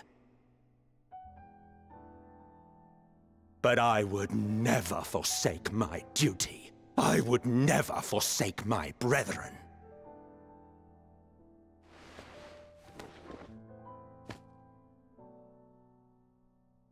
You do not know me. This is interesting, because it highlights how the future Emet-Selch's change is not so different from that of Hermes, albeit inverted in perspective. Here, now, in Elpis, Emet-Selch holds in esteem those who sacrifice themselves, and believes in their right to nobly do so. We know as the eons pass, however, that Emet-Selch's loneliness and pain would change that, and that he would ultimately make decisions which seem contrary to everything he is saying now. This is not so different from Hermes' transformation into the Fandaniel we knew in the present, even more dramatic, as Hermes was ultimately reincarnated, remade, with none of his memories. Emet-Selch's dramatic change was not the result of such a rebirth, just the result of an eternal, empty longing. For now, Hythlodaeus and Emet-Selch take their leave, so you and Venat shall continue on your own. As you investigate Hermes and Medeon with Venat, you finally get a chance to know Hydaelyn, not as a goddess, not as a distant and powerful protector, but as a person. It's powerful after spending so many expansions and so many years working for Hydaelyn, in a distant way, to see who she is. You even fight Venat in a friendly duel, not to prove yourself to her, but to one of her creations, Argos, in order to right him. One detail I bring up just because I think it's really cute here, Venat is switching between various player classes during the fight, but they're all named differently because the Ossians used different words for everything. Muse instead of Dancer, Magus instead of White Mage, and so on. You conclude that Hermes and Medeon must have something to do with the final days, that Hermes' research must be connected to it, with or without his knowledge. You return to a previous region of Elpis in search of Hermes, and Venat uses a focused form of magic that you've used before, quite out of your own control, to see echoes of the past, hoping to get a lead on where Hermes might be. All units fully functional and proceeding on course towards their respective stars. Estimated time to completion of survey is 108 cycles. End of status report. Severing connection with shared consciousness.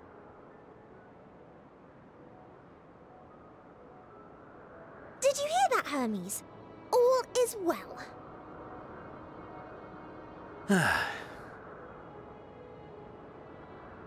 Yes. Good tidings at long last. Every step of the way, I've been reminded how little we understand creation. How the universe defies imagination. But soon we won't need to speculate. We'll know the answers. What others live for. Indeed. And we'll owe it all to you and your sisters. I wonder what answers we will get. Whatever intelligent beings that exist out there are bound to be vastly different from us. Diverse in form and culture, possessed of unique ways of thinking. Their conception of life and its purpose will be no exception. Completely and utterly unlike ours. Utterly unlike... how? I have no idea. Yet whatever answers we receive, I will not dismiss them out of hand. No, I will think earnestly on them all. And I will share them with our people, that together we may contemplate our own existence. Perhaps then our star will become a better place. Not only for man, but for all life.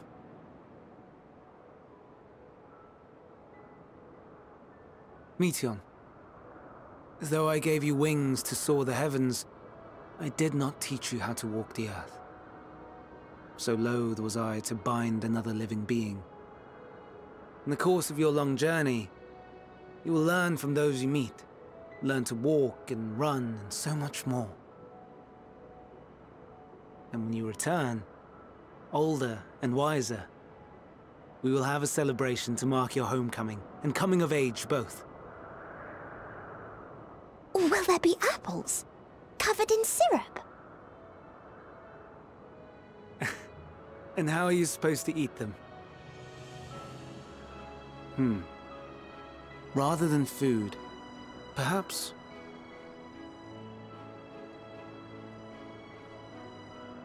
a flower. Yes. Upon your return, I will gift you a beautiful flower. You and Hydaelyn feel quite sure that Hermes would not bring about the final days deliberately, maliciously. The question then becomes how Hermes' research brings about the calamity, whether it is through his own accidental fault or someone else stealing his research. You decide to find Hermes and tell him the truth of your purpose in Elpis. Attempting to find Hermes at the main research facility in Elpis, Ktisis Hyperborea, you instead find Emet-Selch and Hythlodaeus having carried on with their own investigation of Hermes and the story you told them. Emet-Selch is so grumpy. Do not approach me, do not speak to me, and do not dare to presume to treat me as a friend. I love you too, buddy. You eventually track Hermes down in an area called the Hungering Garden, where researchers are in the process of creating the famous Final Fantasy monster, the Morbol. You tell Hermes everything. Hermes theorizes about the mechanics of how the final days are being inflicted. More importantly, though, Hermes notes that Dynamis, the very energy causing both the calamities of the past and the present, is set in motion by feelings. Feelings which must have an actor behind them. So, we've a villain on our hands after all. As the group discusses this, suddenly, Meteion begins to speak. Not in her own voice, but in the voice of her sisters. The shared consciousness from beyond the stars. Greetings. Can you hear me?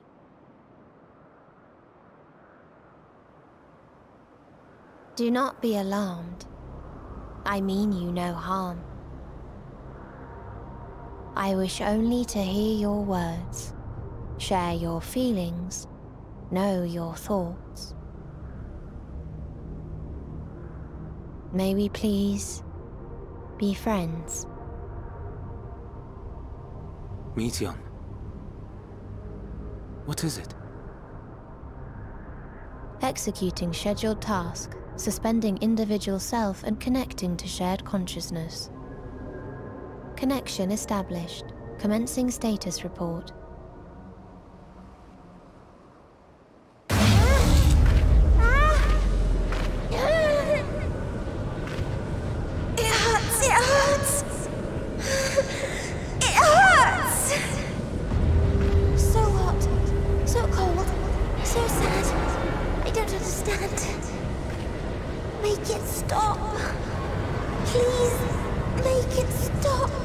As soon as she is connected, she is overtaken by a flood of emotion, a wave of anxiety and pain and hate that overtakes her.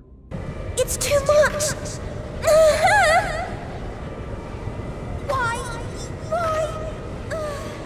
Why do we... They hurt! Hate! This is wrong! All wrong!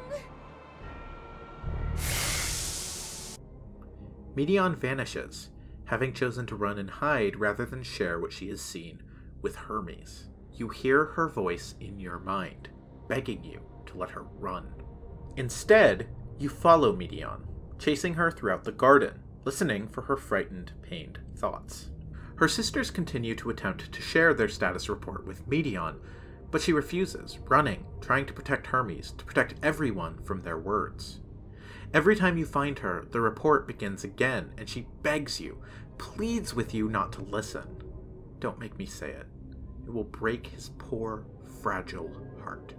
Finally, the five of you work together to trap Medion and prevent her from disappearing again. Medion has one last chance to plead with you not to listen. In the last moments of life as an individual, which she will experience for millennia, Medion is frightened and in pain. Individual self-suspended.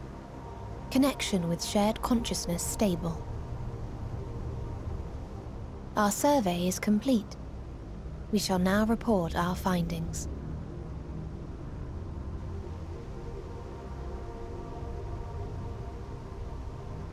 All units safely arrived at their respective destinations.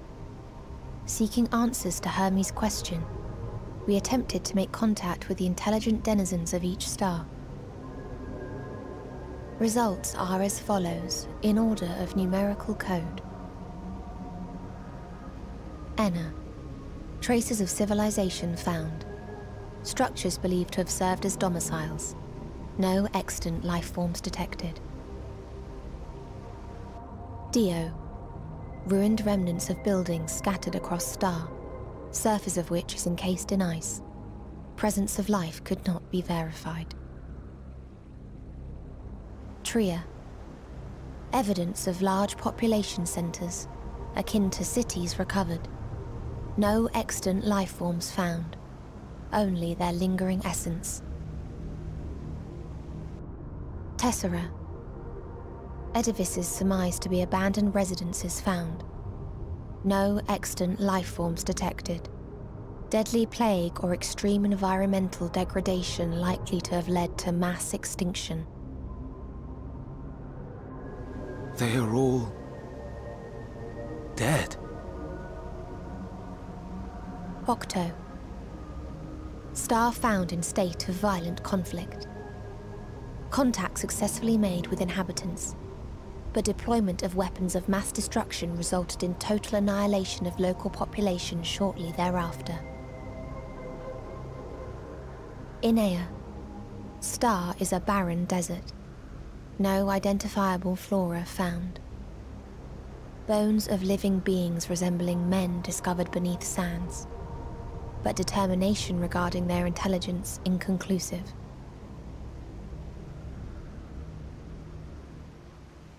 Remind me, Hermes, what exactly was the question you entrusted to Meteion? I tasked her with asking what others live for, what gives their lives meaning. Did you consider what may happen if the premise of the question is flawed? To be able to answer it, one must be living, and desire to continue doing so. But if Meteion finds no living beings in the course of her journey, or none who desire to live, what then? What answers would she derive from their silence? Hermes didn't know what the media would find among the stars. What they found still surprised him. What they found was nothing. Worse than nothing, they found remnants of worlds, of civilizations, but only remnants. Everyone has died. The cause is different for each star the media traveled. Conflict, plague, environmental destruction. The only thing they have in common is their death. It is one answer to the Fermi paradox. Where is everyone? Everyone is dead. Inevitably. Invariably. Hermes is shaken, disturbed, and broken by what the media have told him. Meteion.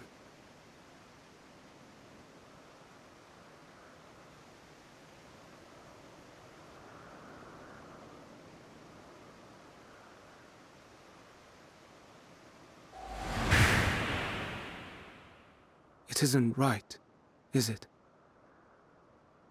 It isn't right to turn away from the answer. Even if the answer is pain.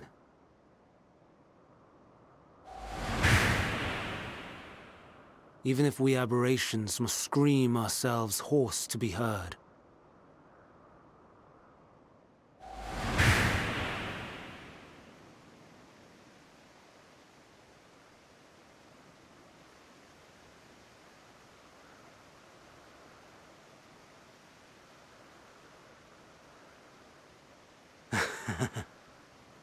Aye.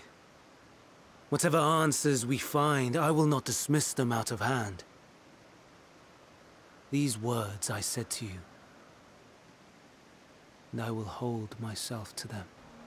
It is here where we get Hermes' villain turn. He takes up arms against the rest of you, and takes Meteion away to Ktisis Hyperborea, having chosen to live in this pain, to immerse himself in it. If the answer to his question is pain, then the truth itself is pain, and he shall hear it. Hermes has lost himself entirely in the scope of this question, this solution. Emet-Selch has a line here I like, one which sums up Hermes' ultimately flawed, or at least harmful, perspective. Had you never cast your accursed question to the distant stars, you may have one day learned to be at peace upon this one. While they chose to name the Fandaniel of the distant past Hermes, I think a better Greek allusion than the god of thieves would have been Daedalus, the inventor who built his son, Icarus, wings of wax and feathers, unwittingly dooming his child with the best of intentions, and ultimately losing everything in the process. Meteion was right. Poor Hermes' heart couldn't take it. He was a gentle soul, too gentle to be at peace in a flawed world. Even the paradise of the Ascians wasn't enough for him. Even a life in the Garden of Eden couldn't fulfill him. And so he always sought knowledge, further and further, until he learned something that was better left unknown. In this way, and perhaps only this way, the story of Hermes is almost Lovecraftian. Not in the way we usually talk about Lovecraft's works and those which have followed them, but in the sense that it is ultimately a thirst for knowledge that could only hurt him, which would be his undoing.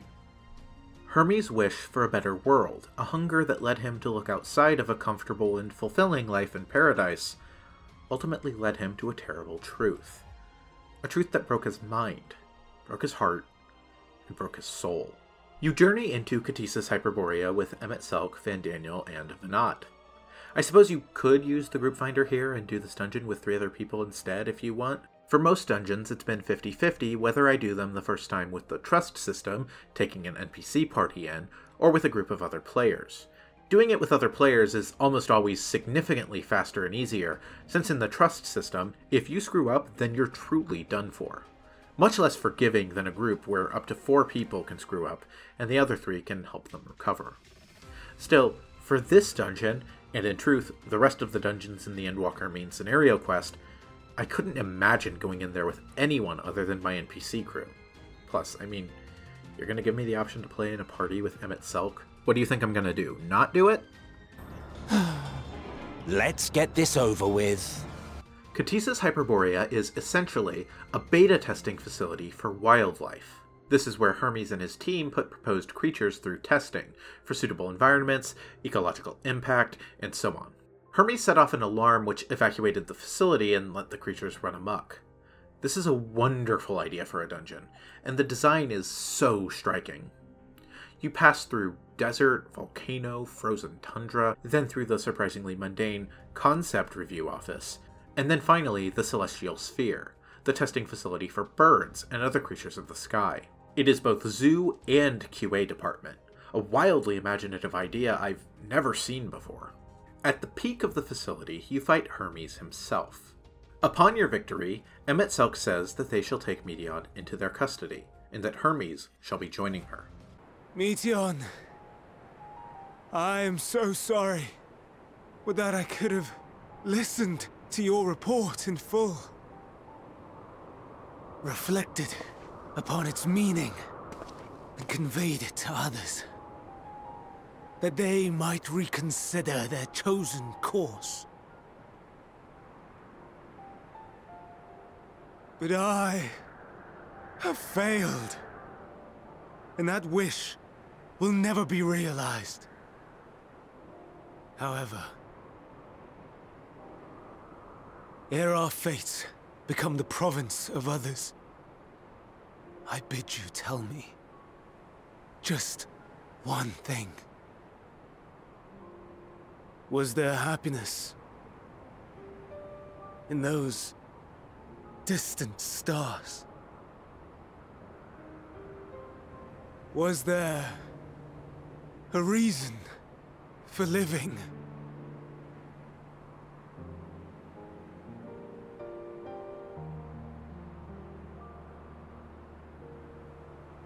We conducted our search as per your instructions. We scoured historical records, communed with the spirits of the deceased, heard the final testaments of the dying, welcomed their shadowed hearts into our own. One race had striven to create a world bereft of animosity. They renounced relationships to avoid interpersonal strife, and in so doing brought about societal collapse. One race had renounced war and devoted itself to the enrichment of its people. They were conquered. Though they destroyed the enemy in reprisal, they could not regain their former glory. One race had concluded that finite time was the root of all woes. Aspiring to shatter its shackles, they went in search of infinity. They discovered nothing is infinite, and that neither time or death can be cheated. Disillusioned, they gave up on the future and themselves. One race had discarded all things that gave rise to sorrow, hoping to have only joy. They found joy lost its savor in the absence of sorrow, and lost their will to live. Though worlds apart, these peoples shared a belief. The belief that they had tried their best. That they had tried to fulfill their potential with every step and success. In the course of which, they learned the truth. That they would never be free of fear and sorrow, anger and despair, of loneliness, so long as they yet lived. Even now their souls cry out for oblivion, And to this song of anguish, I lend my voice. We lend our voice. Oh, beloved mankind, shimmering jewels of beautiful Etheris, rejoice, for we will free you from the cruel yoke of existence. There is no need to struggle in vain, for in nihility awaits salvation. You will know peace and serenity, and it will be beautiful. We will make our nest at the edge of the universe, and there in the dark of dead worlds hoard sorrow and suffering. There we will sing, our chorus ever louder and ever clearer, that our song may reach even this ether-shrouded star. Such is the answer we have found in the stars. Such is the gift we now offer to Etheris. The Medion we knew is seemingly gone for good, taken over by despair, by pain, and by nihilism. The Media shall travel to the furthest corner of the universe and sing a song that ends the world. Hermes chains the heroes and recalls the events earlier in Elpis, how they must put down creatures unfit to live. He now says that if mankind deserves to live, then they must be able to defeat the Media in this contest of ideologies. He awakens a machine called Kairos, one which will erase the memories of all those present in Ktisa's Hyperborea. Still, Hermes chooses to oppose Medion. He still stands in opposition to everything she represents, everything she wants to bring about.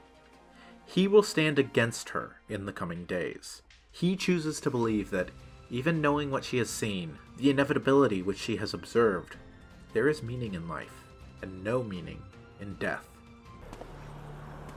Go, Meteion. To the edge of the universe, where none can reach you. Hermes, won't you come with me? If you were to shed your flesh, I should be able to carry you.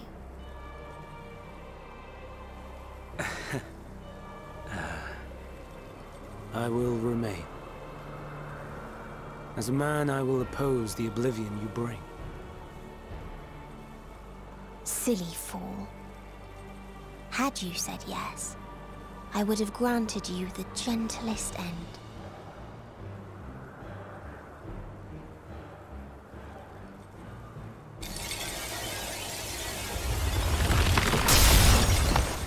This ends here!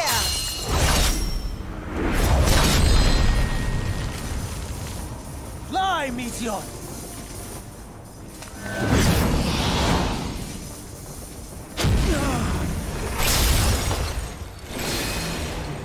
That is far enough, Hermes! Argos, to me!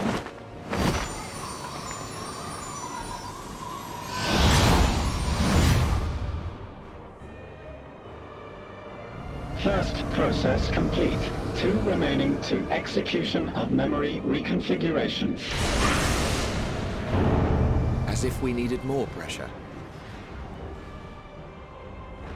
No matter what, you cannot forget what happened today. For it is the key to saving your future. Your world.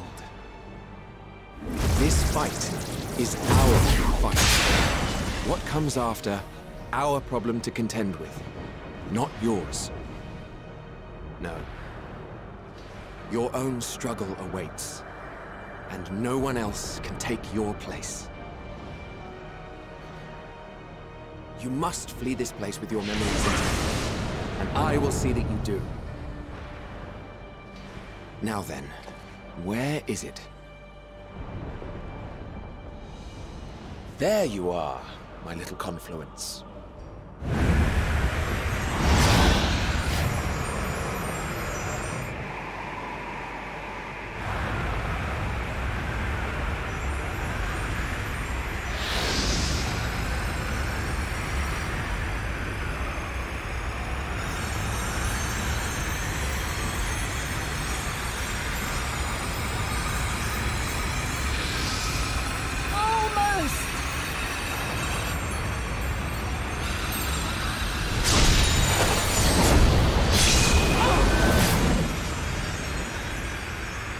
Very well, then. You may elude us this day, but not forever.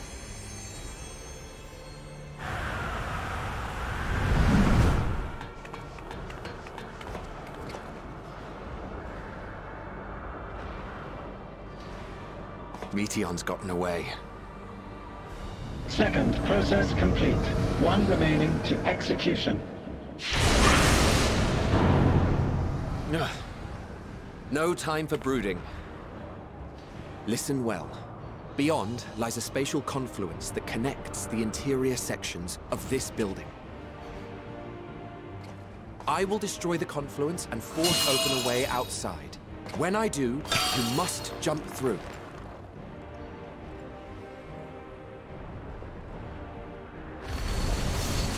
I cannot tell you how sorry I am. But neither can I let you escape!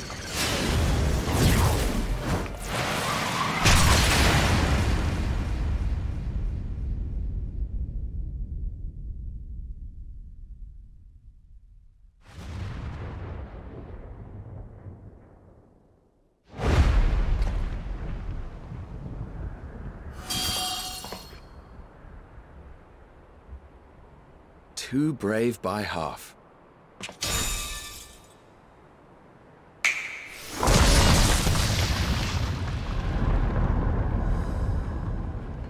Exemplary work, as always, Emmett Selk. What? But how? I thought the confluence was... over... Over there? Yes. We were rather hoping you would. It was never anywhere but where it is now. The instant those two began making their way towards nothing, 'twas clear the plan was a diversion. I'm quite incapable of destroying a confluence, I must confess. A gambit brazen beyond words. Though we've grown accustomed to reckless improvision due to the antics of an incorrigible associate. Though, in the case of certain present company, incorrigible is an understatement. Honestly, I'm beginning to suspect it's a requirement for every Azen.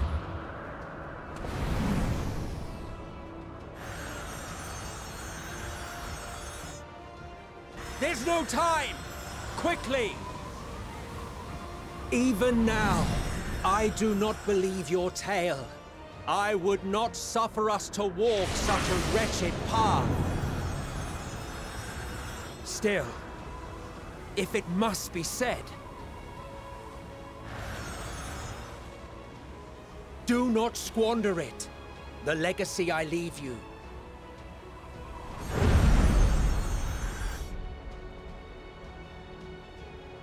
Final process complete. Executing universal memory alteration.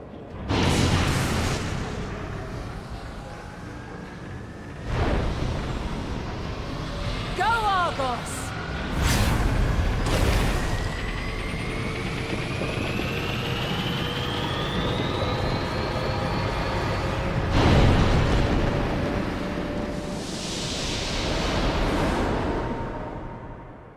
And so the Azem of the past and the Azem of the future escape, leaving Hermes, Emmett Selk, and Hythlodaeus behind to have their memories of the past few days wiped. Meteon escaped. Everything that happened, happened, as Elidibus told us that it would. The past was always doomed. The Oseans had already fallen, long before you came here.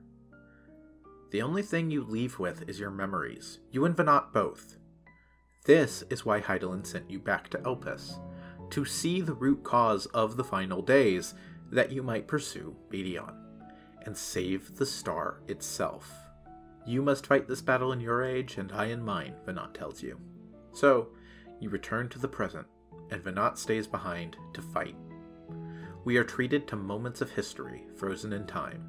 Hermes being sworn in as Fandaniel, the tragic final days. Finally, You get one last look at Venat as she was, before she became the goddess Hydaelyn, walking through the burning ruins of Amarant. The final days stopped, but Aetheris is still in ruin. You see the pain in Emet-Selch's eyes as Hythlodaeus walks to his own willing death, choosing to join those sacrificing themselves to Zodiark.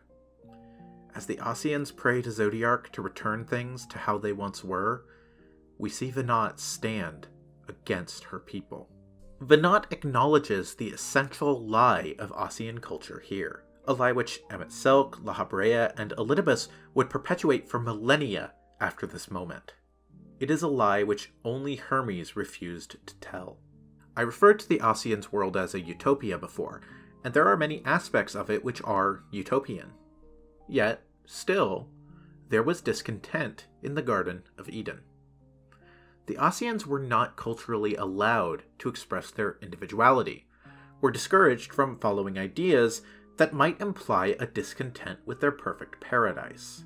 I think in truth, the Ossians were always doomed to the fate they ultimately met.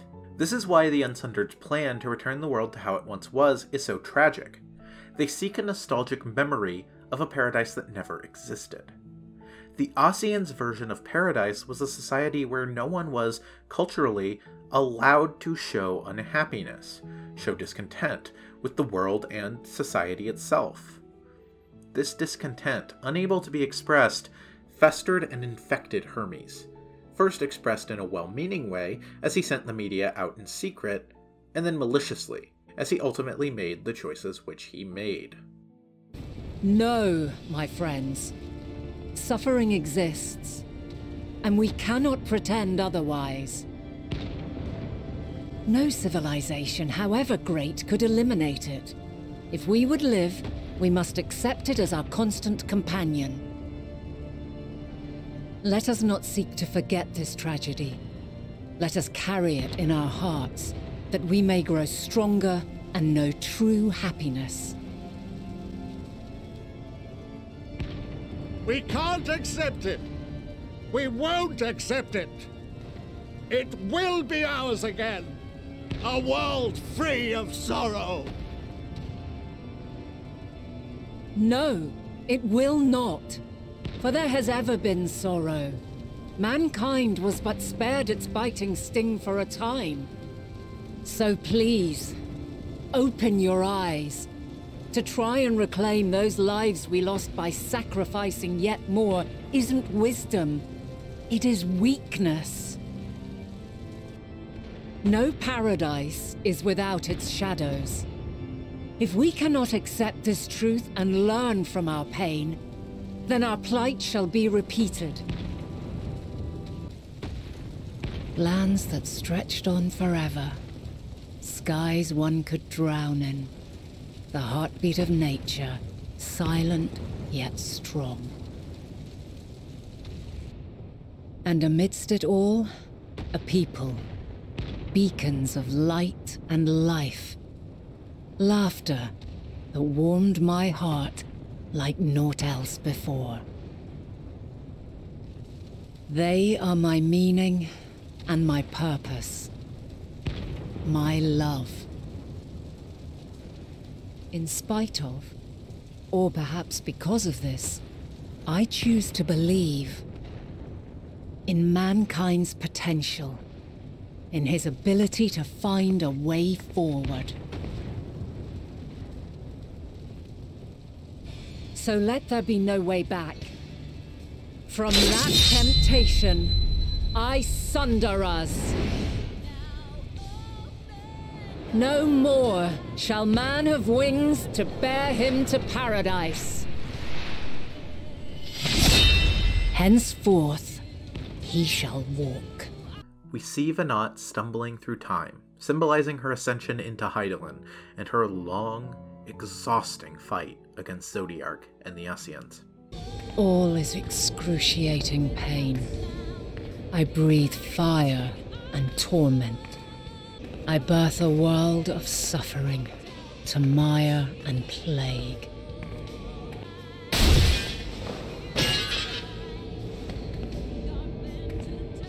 In one fleeting moment, Lives come and go, ever moving towards the unknown.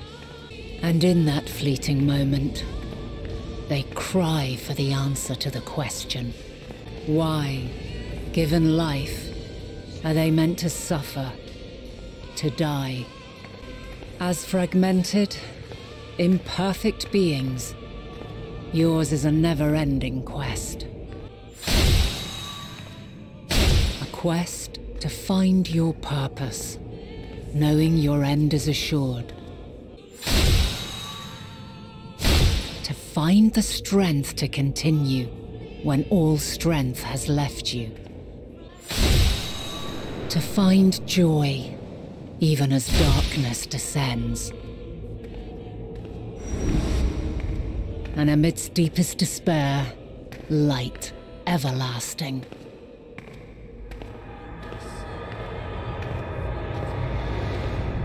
To find joy, even as darkness descends, and amidst deepest despair, light everlasting. This is what Hermes was never able to do. This is what Fandaniel was never able to do. Perhaps this is the thing uniting them. Perhaps this character flaw is the essence of Fandaniel that was reincarnated centuries later. Hermes let the darkness of Medion's message consume him. He decided that the only way to fight it was to prove her wrong, prove the universe wrong. To prove mankind deserved to live by fighting against the creeping, gnawing hunger of oblivion. Fandaniel let the pain of existence consume him. He chose to live there. He filled his heart with pain and fear and hate until that's all there was left of him. And then he decided that the only way to provide meaning to his existence was by bringing it to an end, by bringing the world to an end. Neither of them were able to see the trees for the forest.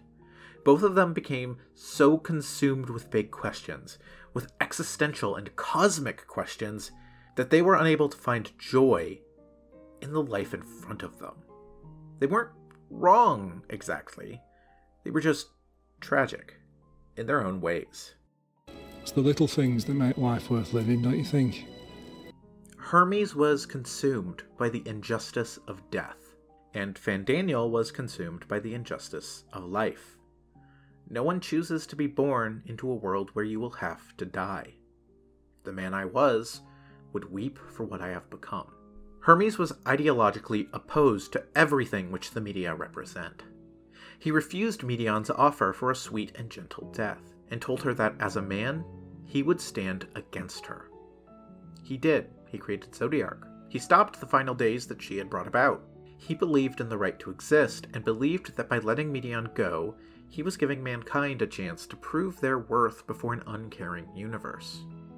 Yet, he also became Fandaniel, who was ideologically aligned with Medion, wishing to drag the world down into oblivion, into nothingness. So, how do we square this circle? How did the Hermes we see in the distant past of Elpis become the Fandaniel we know in the present day? The answer is, he didn't. Not really. The Fandaniel we see in the present day was never Hermes. Rather, he was Amon.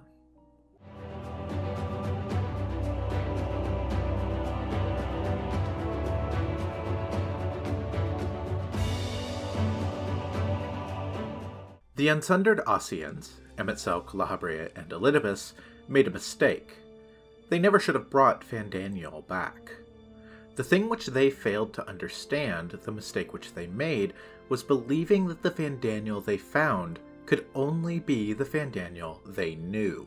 They thought the man walking around, the fractured soul comprising 1/14 of Fandaniel's whole, was still intrinsically Fandaniel, and that by sharing his true past, he would be returned to his former self. That the soul of Fandaniel was, deterministically, always going to result in Fandaniel. The thing is, that's not true, and it never was. Whatever essence of Fandaniel was reincarnated and passed down throughout history could not be the same Fandaniel they once knew.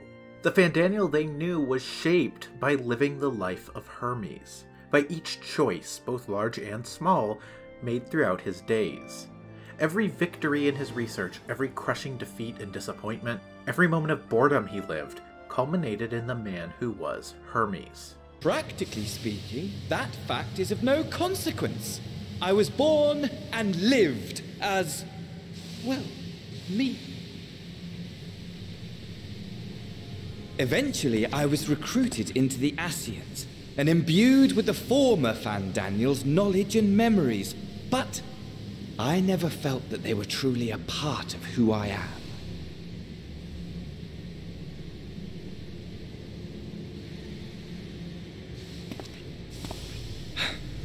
How to explain? If we could somehow transfer complete knowledge of experience, then would that copy and transfer the self? I would argue no. Okay, think of it this way. If I suddenly knew everything that had ever happened to you, not only the events, but the emotions felt in those moments, the joys, the sadnesses, the fears, the hates, I would not be you. If you suddenly knew everything that had ever happened to me, everything I'd ever felt, you would not be me. The reason for this is that memory itself is colored by the one perceiving it. Even if we could transfer memory, perfectly transfer events experienced down to the emotions they carried, even if I transferred my entire life to you in a moment, it would still ultimately be no different from watching someone else's life unfolding on a movie screen. Because it would still be you perceiving those events. Not me, you, with all the history of all the moments you've experienced in your life. I am the only one who will ever experience the things I did in the ways I did as the person I was in the moments I experienced them. You are the only one who will ever experience the things you did in the ways you did in the moments you experienced them. That's not to say there is no fundamental essence that alters who we are at all. Call it what you will, the soul or just genetics, nature does influence who we become. But it's a starting point, not where we end up. We are all the culmination of our lived experiences. Perhaps the rot is the ship. The Fandaniel which the Unsundered Ascians created could never be the Fandaniel they had known, because the Fandaniel they had known was Hermes, and the Fandaniel they created was Amon. Perhaps if I told you who I was before my Ascian embrace, although that chapter too is a past I've long since discarded. I have it on good authority you've poked your nose into an Allagan ruin or two. Yes? Then I expect you've heard of me. The old me.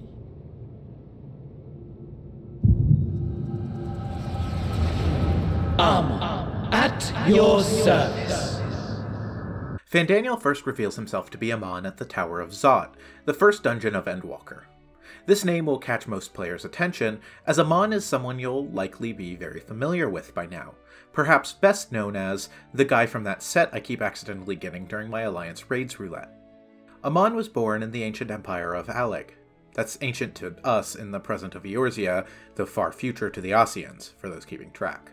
The Allagan Empire was vast, more powerful at its peak than even Garlemald was in more recent memory, and highly technologically advanced, using both magic and machinery. Even now, the ruined technology of the Empire is far more advanced than anything seen in the present day. The Allagans were the ones who created the Lesser Moon of Dalamud, a giant prison held in orbit above Aetheris, which held Bahamut in stasis for centuries. By the time Amon was born, however, the Empire of Allag was in decline. Imagine a nation of unbridled prosperity. Every need met, day after day of unbroken, unshakable peace. Existence fulfilled and ripe for decay. The Empire had reached stagnation, with a ruling class who were more interested in lavish parties and days of hedonism than reaching new technological and societal frontiers. Amon was an extremely talented and powerful engineer and sorcerer. He developed new creatures through genetic engineering, and even cloning technology which, If I have to examine the existential implications that cloning technology has in regards to identity, in addition to everything else in this video, I'm gonna go cross-eyed, so we'll gloss over that. Amon was discontent with the stagnation he saw among Alleg, and so he exhumed the corpse of Alleg's greatest and most terrible ruler, the Emperor Zandi, and used his cloning technology to revive the ruler. Zandi was brought back changed, however, scarred by death, with a new nihilism he had never held in life. And just as I had planned, he set our wayward empire back on the path of conquest. An inexhaustible ambition carried us onwards, always onwards. Yet, he who delivered to us such glory was not to be satisfied. Heed me, Amon. No matter how vast one's empire, or full one's treasure vault, all is rendered meaningless by death. In the end, all is lost. This led Zandi to making a deal with the World of Darkness, which was originally basically 14's version of Hell, with the Voidsent populating it being equivalent to demons in real-world mythology like succubi. It was eventually retroactively revealed to be the 13th, one of the other shards which the Ascians had tried and failed to reunite during the Source, but where they had caused a more mundane apocalypse in the process, turning it into what we see today. The World of Darkness and Alleg have shown up again in the post-Endwalker storyline with 6.1's Newfound Adventure storyline, and it seems like this will all end up being incredibly important in the storyline to come, but all of that is beyond the scope of this video. Zandi sought to use the powers of both the World of Darkness and Dalamud in tandem in order to bring the world to oblivion, but the Crystal Tower couldn't contain the power, and instead caused a massive earthquake that destroyed the Empire. The Crystal Tower was sealed, and Zandi sat upon its throne for thousands of years, waiting until everything was awoken again for the Crystal Tower Alliance raid series in A Realm Reborn. The fall of the Empire affirmed the truth, majestic and tragic, as the Emperor foresaw. Scheme as you like, build as you will, nothing endures. What is life but a brief jaunt ending in emptiness? You fight Amon in the Circus Tower just before Zandi himself. He is dressed in outlandish colors that fits the theatrical personality we would later come to know. However, the conversation with Fandaniel at the Tower of Zot retroactively reveals that the Amon we killed there was, instead, one of his clones. He had been approached by Emet-Selch shortly before the sealing of the tower. Amon went with Emet-Selch not to follow their vision, as we see, but rather to use the knowledge and power granted by the Ascians to seek a way to fulfill his Emperor's vision: oblivion, nihilism, and nothingness. As he says in his death soliloquy, "All shall return to nothingness, as was your will, Emperor Zandi." Amon and Zandi sought oblivion, an oblivion which, even now, they are denied. The souls of Aetheris are returned to the ethereal sea, returned to the eternal cycle of reincarnation. Amon doesn't want that. Amon doesn't want to awake to a new life with a new face. He wants oblivion. Even though Amon is now dead, we aren't done with him yet. He is denied his eternal sleep by the cycle of reincarnation, and until the final days truly destroy Aetheris, his old, tired soul will reside there. When you return to Aetheris, back from the distant past of Elpis, you find that the final days have come to Garlemald. After meeting with the Scions of the Seventh Dawn there, saving any refugees which you can, and telling Xenos to buzz off, you fill them in on what you've learned. After a brief diversion returning to the Sharlayan biodome of Labyrinthos, you decide you must seek counsel with Hydaelyn face to face. She resides in the Ethereal Sea, a very literal and physical place laying at the core of the planet. You descend into a Sharlayan structure called the Ateoscope, leading into the Ethereal Sea itself, to seek an audience with the goddess you've been working indirectly for the past 10 years of game. Through the Ateoscope, you are assaulted by the souls of those who were unfulfilled in life.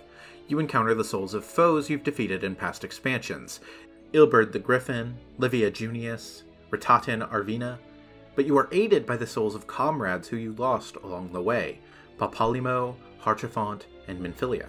Finally, you face as the final boss, Amon the Undying, the tormented soul of Fandaniel, once again a part of the cycle of reincarnation, but refusing to let go of his ego, clinging to identity, and hoping for the world to end.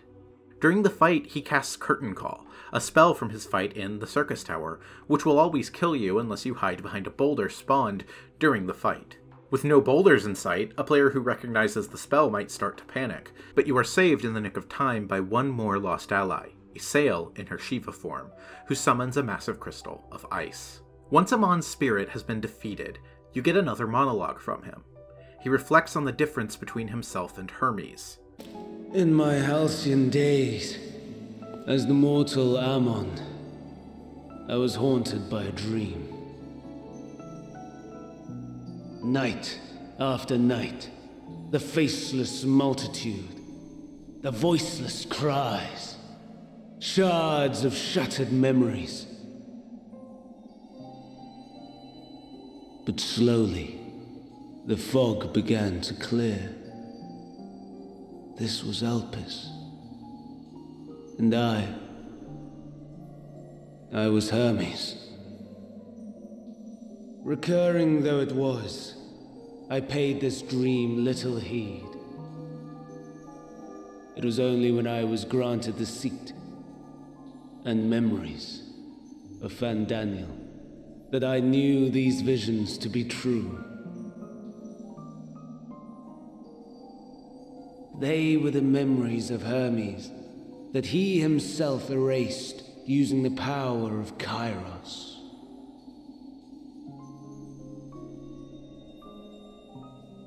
Or so he thought.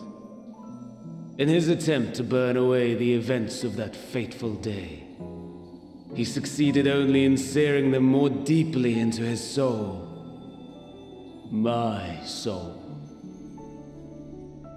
Death failed to expunge them, no matter how many times it came. Rebirth after rebirth, from one Fandaniel to the next. I wonder, is Emet-Selch adrift somewhere in this ethereal sea? In defeat, finally remembering your time together in Elpis? How it must gall him to be entrusted with knowledge of the final days, only to be rendered powerless to act upon it. So many lifetimes dedicated to restoring his beloved Amarok in blissful ignorance. Oh, folly! But make no mistake, my life as Hermes is not the reason I invited the world's end. Amon asserts his own identity, not Hermes, not so many other Fandaniels who have lived and died, only himself. Even now, he refuses to relinquish his identity in death and freely enter the cycle of reincarnation. He grips his identity tight, his right to self, and refuses to let his soul become another's. I have lived. I have struggled. I have dredged the very depths of despair. And in the detritus of existence, I found the truth. I served a great ruler, powerful beyond measure, the world his dominion. Yet even he and his vast empire were destined to fall, to become one with oblivion. At the end of life's journey lies only death.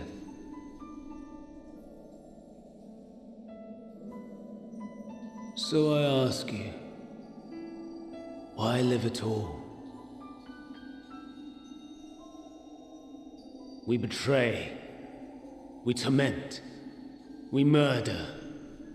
We are wicked, spiteful creatures, without exception. If life is so sacred, so precious. Why fill it with such misery? Man wallows in a hell of his own making without purpose or meaning. To live is to suffer, and I would end that suffering by my own hand. It matters not if it flies in the face of all believed right and just. Death is the only solution! It might seem initially contradictory, what Amon is saying here. At the end of life, there is only death. Isn't Amon standing there proof that this isn't true?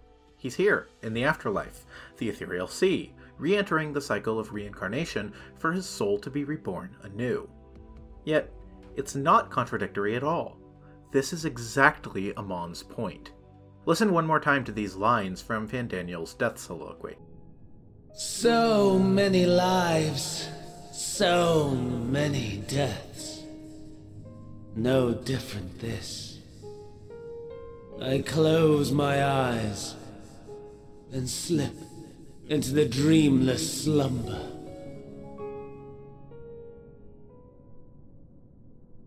A tired song and dance. Routine. Always I wake. But not this time. Nothing left unsaid. Nothing left undone. The soul of Fandaniel is tired. It has lived so many lives, and it no longer wants to go on. More than that, though, Amon is right. At the end of life lies only death. Reincarnation, the specific version of reincarnation we see detailed in Final Fantasy XIV, I'm not speaking of any real-world belief systems right now to be totally clear, is a death of the identity, a death of the self. Even if Fandaniel's soul continues on, reborn in a new form, what good does that do Amon? He will no longer be Amon. If every piece of the ship is replaced, what good does it do to keep calling it the Ship of Theseus? The reason Fandaniel, Amon, seeks oblivion is because he doesn't want the cycle to continue. Life is pain, so even though it flies in the face of all that is considered good and right, he sees the only solution to be the end of life. Every person born is being subjected to countless pains and torments. And so stopping the process entirely would, in a completely utilitarian way, be the right thing to do. It's a compelling argument, one held sincerely, in a way that evokes sympathy. This is a man in a lot of pain, and it's tempting to see where he's coming from, and embrace his nihilism yourself. But the thing is, Amon's speech here doesn't come in a vacuum. It stands in direct contrast to Venat's earlier, at the end of the Elpis chapter. Both hit on the suffering inherent to living, but draw opposite conclusions. As fragmented, imperfect beings, yours is a never-ending quest. A quest to find your purpose, knowing your end is assured. To find the strength to continue when all strength has left you. To find joy, even as darkness descends. And amidst deepest despair, light everlasting.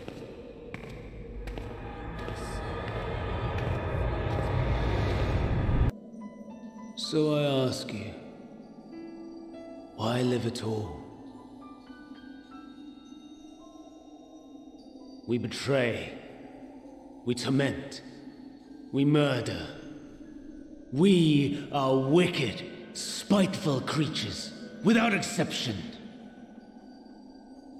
If life is so sacred, so precious, why fill it with such misery? Man wallows in a hell of his own making without purpose or meaning.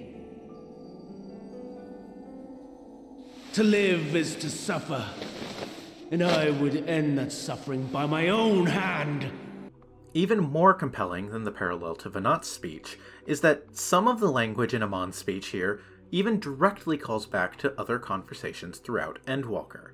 Amon says that to live is to suffer, which explicitly quotes a moment far earlier in the Thavnair chapter, as that land is being overrun by the horrors of the final days, and the despair in the people's hearts is turning them into monsters. The refugees being evacuated are falling to despair, fearing all is lost of their homeland, and soon of the world, when a character named Matsya tries to soothe their hearts. My friends, this is a place of worship. Should your heart quake with sadness, cast your mind to the heavens and remember. Remember the teachings of the old gods. Did they not implore us to stand fast when waves of sorrow break against our shores? Know this, my children. There is more ugliness than beauty in this world. To live is to suffer. To drink of calamity and drown in anguish. To toil and be tested, always and ever. 'Tis a perilous path you walk. Death lurks in the dark, and is the sole promise that awaits at journey's end. You will tremble with terror. You will weep tears of anger and despair. But do not avert your eyes. See your life for what it is.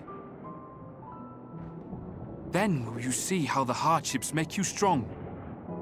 Every doubt reforged as scales for your armor. Every agony to temper your blade. The people recite some form of scripture or sermon and collectively find strength in their shared suffering. Where Amon sees to live is to suffer as invalidating all other moments of joy, where Amon sees death waiting at journey's end as a refutation of existence itself, these people are able to take comfort. I like that this is a scene with, mostly, unnamed characters, because the point of this scene is that these people could be anyone. To live is to suffer is the most universal truth of the human experience you can find. It's no coincidence that Dynamis, Akasha, the force that sets the story of Endwalker in motion, reacts powerfully to emotion. That the true danger is fear and hate and hopelessness. That the world of Aetheris is, quite literally, being brought to ruin by a flood of negative emotion. Ultimately, I view this story as a hopeful plea not to let yourself be overwhelmed by the pain we all feel throughout our lives. A reminder that even when you feel isolated and alone with your pain, that's not the truth. There's a They Might Be Giants lyric that this reminds me of, from the song Don't Let's Start, one of my absolute favorites. No one in the world ever gets what they want, and that is beautiful. Everybody dies frustrated and sad, and that is beautiful. Suffering is a universal experience, maybe the only universal experience. Pain is something everyone faces sooner or later, an even more universal emotion than joy. That's beautiful. Take strength in that. Do not feel alone with your pain, because you're not alone. Everything you have felt has been felt by someone else. As Amon's speech continues, his resolve falters. You can hear the tone of his voice change to be tinged with fear, as he says that even now, staring at the oblivion he sought about to come to fruition, he wonders if this is truly what he wanted. There's a hole in Amon, a hole he has spent centuries trying to fill, one he finally chose to fill with oblivion. And even now, it is still present. Returning the final days, bringing about pain and destruction, sharing the pain he feels with the world, was never going to fill that void. That is my truth. My answer to the question. And yet, even as the words pass my lips, I am filled with doubt. Has my search reached its end?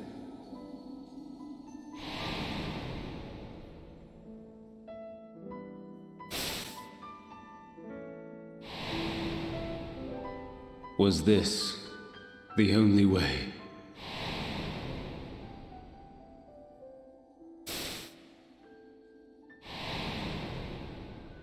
After all these years,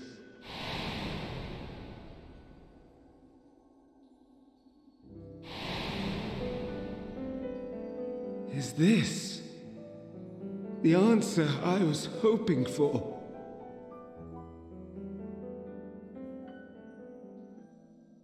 The lamentations of the damned. How it vexes me to see your conviction falter at the last. Fandaniel, still clinging to existence, I see. You, who champion death so fervently, unwilling to accept your own, refusing to be purified and swept into the sea of souls. As do I. We prisoners to men, watching as the world turns.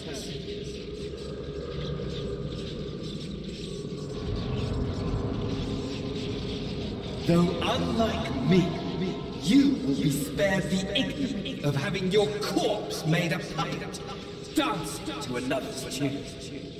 A familiar voice calls out to Amon in disgust. The voice of Asahi Sas Brutus.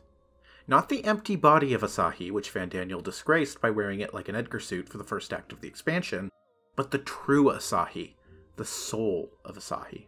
Asahi is bitter towards the Scions and sheds no tears for the death brought about by the final days. He delights in the chaos and bloodshed currently filling the world. But ultimately, Lord Xenos was Asahi's only loyalty, and for Fandaniel to use his corpse to betray Xenos is unforgivable. But to be made accomplice to the betrayal of Lord Xenos, I would die 1,000 deaths to exact my vengeance.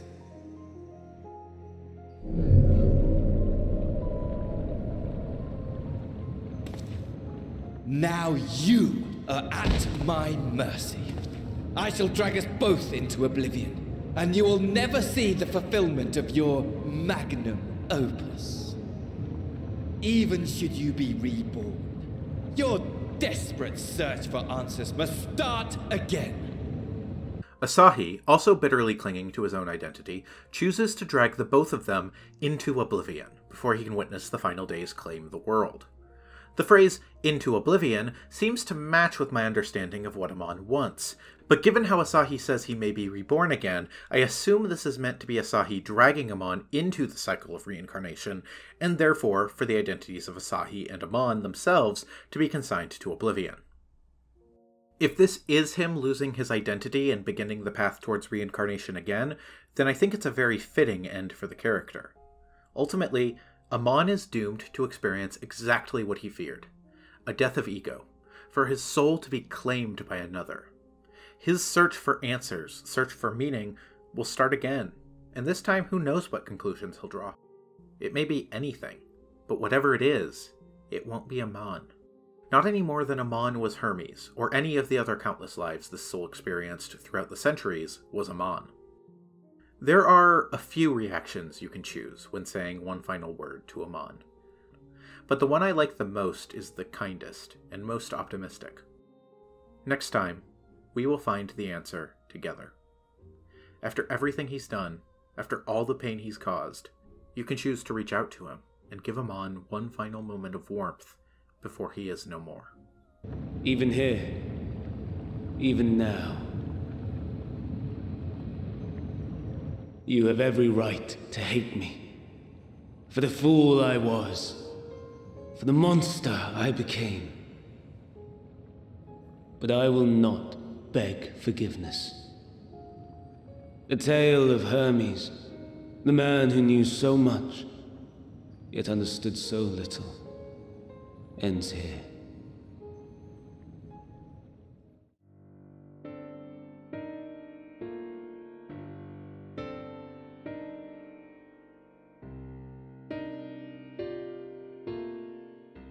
Hermes is gone. Amon is gone. Fandaniel is no more. Yet the story of Fandaniel isn't quite concluded yet, now is it? Even though the men are no more, Medion is the intersection of their actions, and those actions still have grave consequences. Consequences which need addressing. You continue into the deepest reaches of the Ethereal Sea, and finally meet Hydaelyn face to face. Brave travelers, I welcome you. You meet her in an area called the Mother Crystal at the planet's core, a place you've seen many times before when you've had visions of Hydaelyn. For you, it hasn't been long since you saw Venat in Elpis, but for her, it's been thousands and thousands of years. There are a few dialogue options here, and again, I will always choose to call her by name, Venat, a name she hasn't heard in lifetimes. I see. Thou didst journey unto Elpis. And now, the rivers of time converge. You ask Hydaelyn if evacuation of the star is truly the only path forward. We do not wish to abandon this world. We want to protect the source and all of its shards. To flee is but one of two paths. The other leadeth to Meteion, far beyond the stars, where she doth chant creation's requiem. Hydaelyn does offer another way, rather than running following the trail to Meteion's lair on the outskirts of the universe, and confronting her head-on.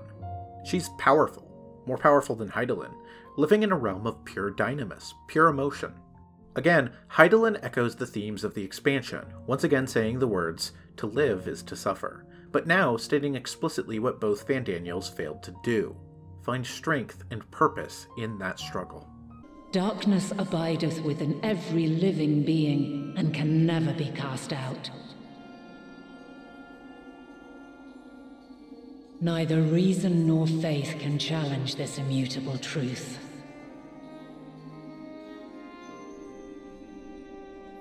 To live is to suffer. And in suffering, find strength and purpose and hope.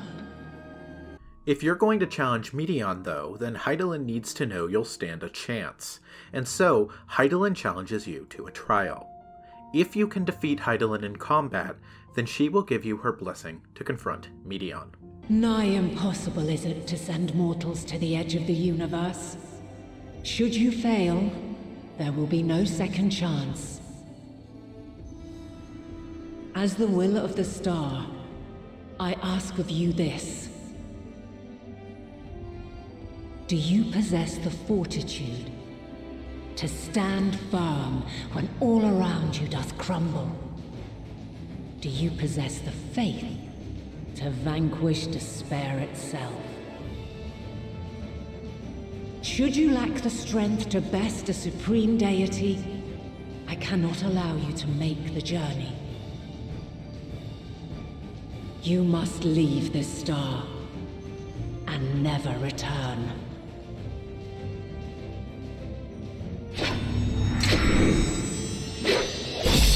Prepare yourselves. This leads into the second trial of the expansion, the Mother Crystal, against Hydaelyn herself. This was the first trial ever to use the trust system, allowing you to face it with the Scions rather than a group of other players, should you choose to do so. It's so narratively necessary that you face this trial with the other Scions. I can't picture myself choosing to use a real group here, even though tackling it alone does make things much tougher. This trial is so tricky on your own that they even give you an extra lives system, allowing you to make a certain number of mistakes without wiping. Facing this trial, confronting Hydaelyn, the goddess who you and the other Scions have been working for all this time, is extremely satisfying. The fight itself even echoes some of the mechanics in the fight against Venat earlier, such as her switching between different classes, a great mechanical nod to the earlier Elpis chapter. Fighting alongside the Scions is a wonderful climax to this section of the game, and feels so fitting. I'm glad they chose to give the players an option to do so, and love tackling the fight this way, even if Estinian does keep standing in the fire. Once you've bested her, Hydaelyn falls, the last of her power exhausted. She held nothing back in testing the Scions, and soon she will cease to be. She grants you a crystal containing the location of Meteion, which allows you to travel there. She also blesses the Crystal of Azem with a magic that will allow you to give form to the formless, just once, a last resort to be used when necessary. With that, my work is finished. Fulfill our promise. Right the wrongs committed when the world was yet whole. Silence the song of oblivion. Teach her a brighter melody. Show her our journey is far from over.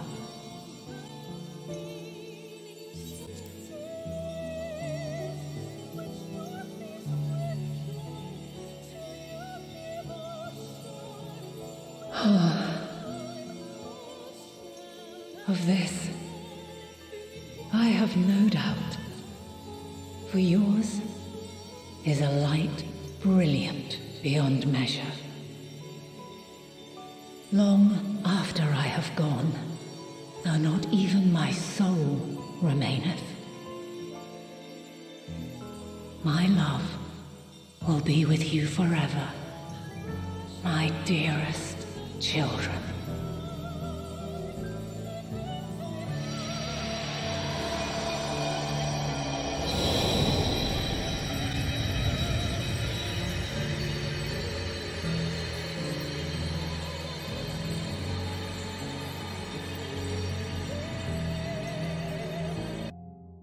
With that, Hydaelyn, Vanad, is gone. In order to travel to the far corners of the universe where Meteion lurks, a realm called Ultima Thule, you'll need a ship and a tremendous amount of power. The ship that would suit these purposes was made by the Sharlayans, in order to ferry as many people as possible to the moon. Taking this ship, the Ragnarok, will mean you are risking everything on the plan to defeat Meteion, but you do so with the Forum's blessing. In regards to the power, the Aether required to traverse the void, the Leporats have a suggestion. Primals. Not the flawed version of primals, which mortals have been summoning, but something closer to the creation magics of the Ascians. Together, you travel with the Scions, propelled forward by the familiar forms of primals you've faced over the course of the game. Ifrit, Garuda, Shiva, and more. Engage!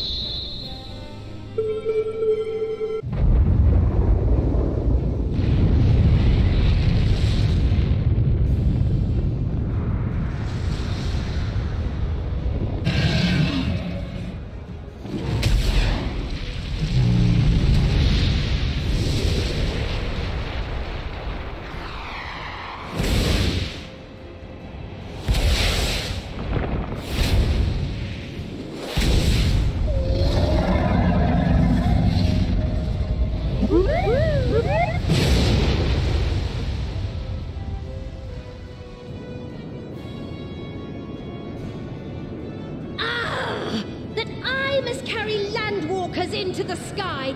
I cannot imagine a greater indignity. Do not sulk so, for thy mighty winds exist not only to buffet and batter. Nay, they may serve also to thrust forth with vigor. Such is thy glory, and thus it is an occasion to rejoice. So come, let us revel! As a failsafe, the Leporats give you a remote which will teleport you back to the ship at the first sign of danger. Before you can even reach Ultima Thule, however, things go terribly wrong, as Meteion manifests aboard the Ragnarok. Greetings.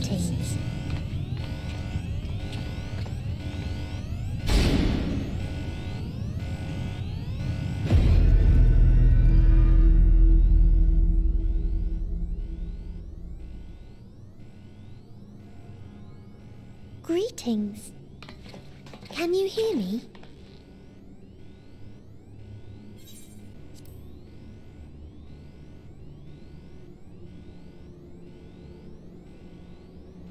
This is Meteion.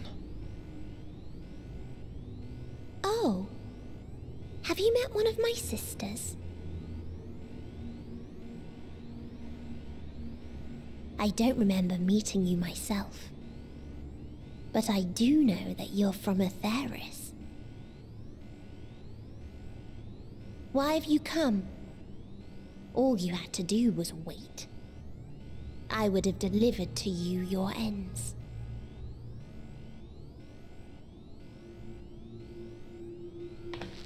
We didn't ask for that. I don't understand. All life is destined to end.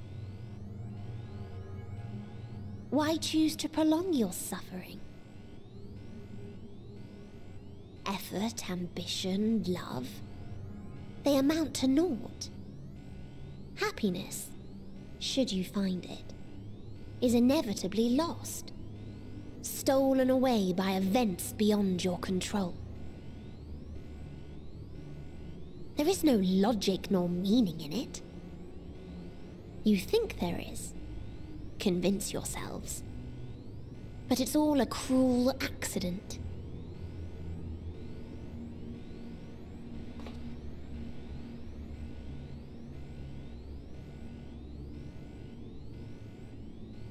Come now. I speak the truth. A truth you would recognize if you looked up at the night sky. Unbroken emptiness. Cold, dark, and silent. Your world, like every other, is but a blemish upon its perfect fabric. Life is an anomaly. It is unnatural and cannot continue. The sooner you accept this, the easier it will be. Just to be clear, we're not here to argue with you. We know that life is fleeting, and that in the short time we have it, we're not assured happiness.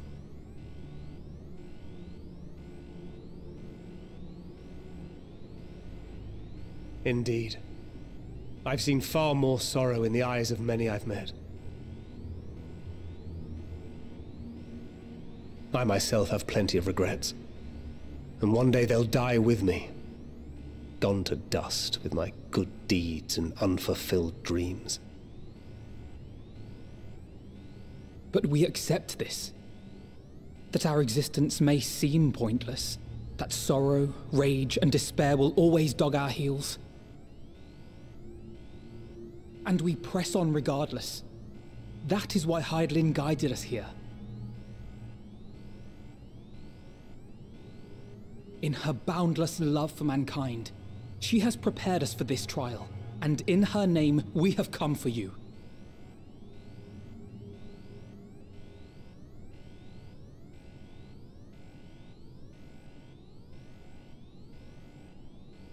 Yes, I sense it.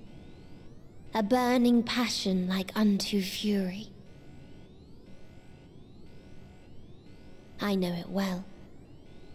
For the same passion once burned in many a star before yours.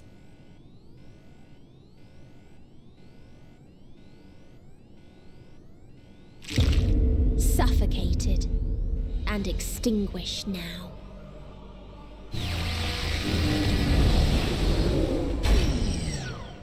Medion's negative emotions, given power by the realm of Ultima Thule, overwhelm the group. You lose consciousness just as you see Thancred attack Medion. Upon awakening, Thancred is gone, but you've arrived at Ultima Thule, and you step out into the memory of a dying star, as the final chapter of Endwalker begins. Let the curtains fall upon this, the final chapter in the tale of the star. Ultima Thule is a realm of dynamis, shaped by emotion and memory. As you venture through it, you see the last remnants, or perhaps memories, of dying civilizations, long, long forgotten. Civilizations at their moments of greatest despair and destruction, eternally held in stasis and in suffering. The premise of recreating old civilizations from across the stars actually gives us a couple of cool reveals about the history of Aetheris, and the nature of some familiar elements, as the first place you happen across is recognizable as a nest of dragons, Reatara. The dragons known to Aetheris are all descendants of Midgardsormr, an extremely ancient dragon.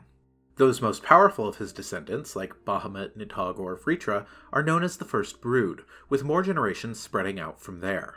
This section reveals that Midgardsormr was not the first dragon to ever exist, merely the first to reach Aetheris, having fled his own dying star, hoping to find a better life and a more peaceful world. That's right, dragons are aliens. The dragons you see are not living, but the impressions of creatures long gone. Medion appears before you again and tells you of Thancred's fate. He is gone, his body destroyed by Medion. Still, as Ultima Thule is a realm made of Dynamis, emotion is given form here. Will becomes reality. Thancred's soul still lingers, his will for his friends to survive keeping him from vanishing entirely. And so, survive they have, able to continue their mission. You speak to the memories of dragons, drifting along on a dead planet, and hear them yearn only for oblivion. Once, they were a proud and noble race, destroyed by another power we'll see a little later on. You find a clutch of ruined dragon eggs. The dragon's children were killed indiscriminately. Now, they wait for their pain to be forgotten the same way their bodies were.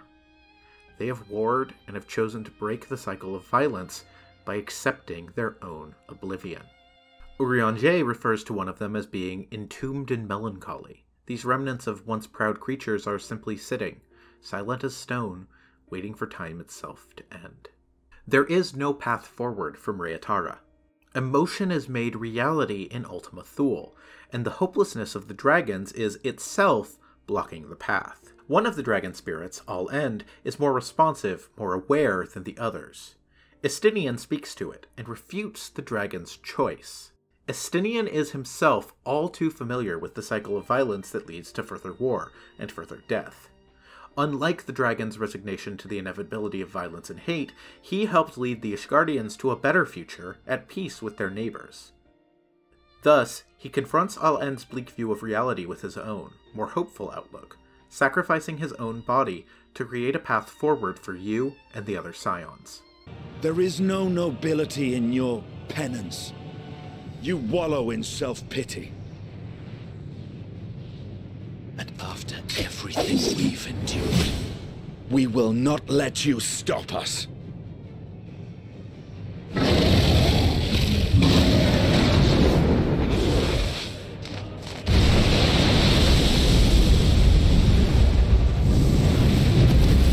Estinian!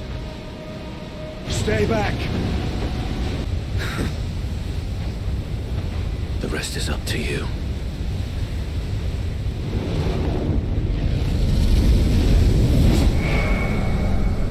You move on to the memory of an entirely different world. This one was home to a race called the Ia, a civilization who became so scientifically and culturally advanced that they solved all their world's problems, and even cured death itself, managing to ascend into beings of pure consciousness. With this most ultimate of goals achieved, they turned their eyes to a more complete understanding of the universe, attempting to decipher the very nature of the universe, of existence itself. Eventually, though, the Ia made a terrible discovery.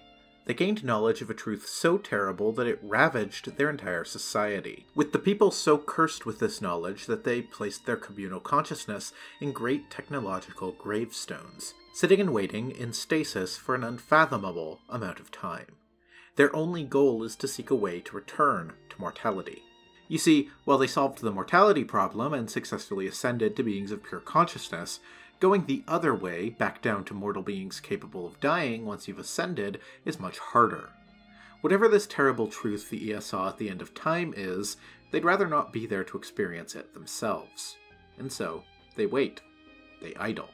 If, in their idleness, they are struck by inspiration on how to end their infinite existence, then they pursue it.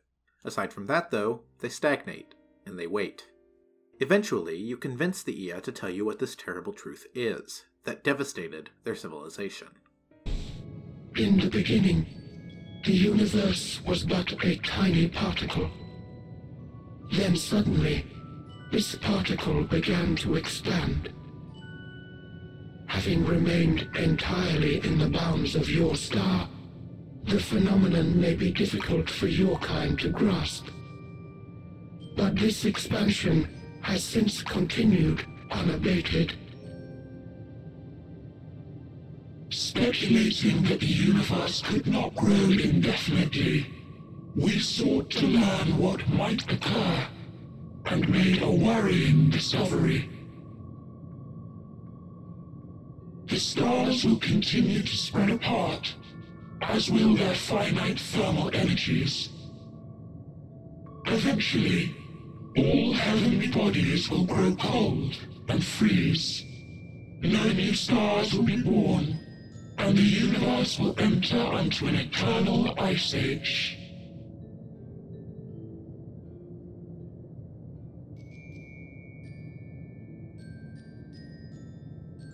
In hopes of proving that this determination was erroneous, we scrutinized our research from all angles, even as we sought to avert the everlasting winter. The endeavor proved fruitless. So infamously so, in fact, that it became synonymous with vain effort.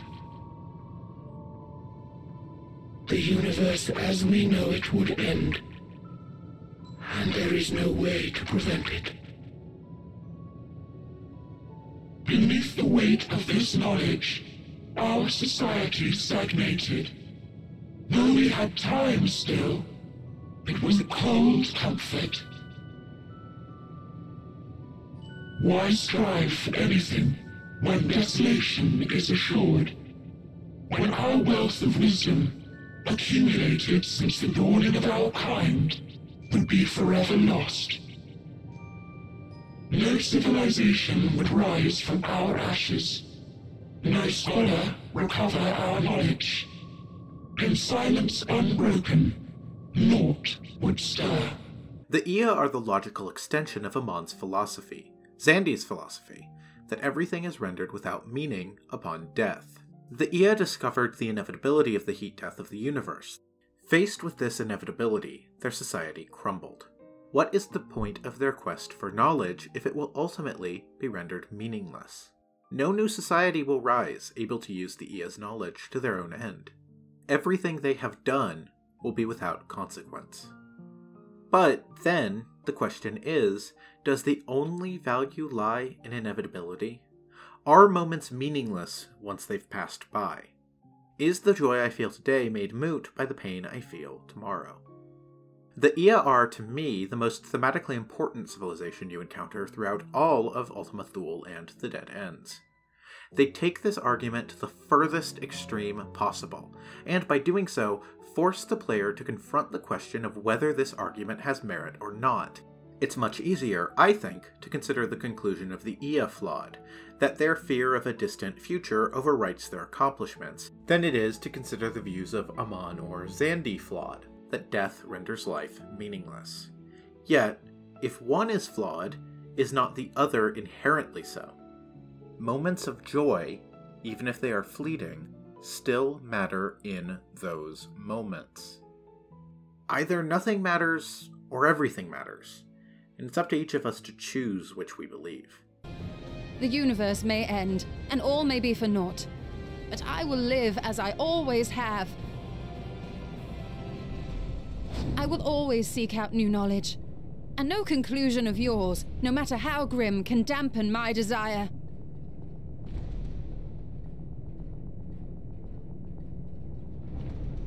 I suppose it is only to be expected. Their feeble minds cannot fathom the terrifying gravity of it all. But worry not. We consider it our duty to enlighten you, and we will not stop until you grasp the full extent of our despair.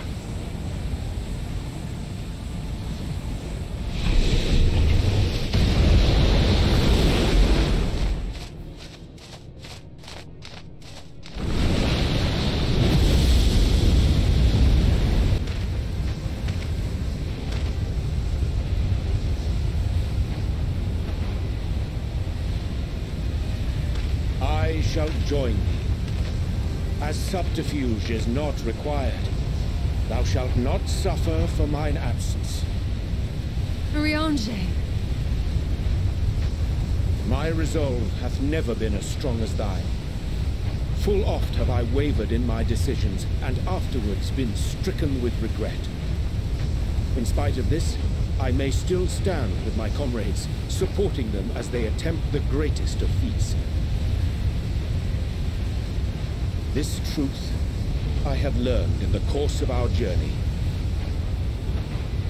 And many though my shortcomings may be, I may also claim to excel in prophecies. My studies, into which have granted me the flexibility of mind needed to bend this malleable reality.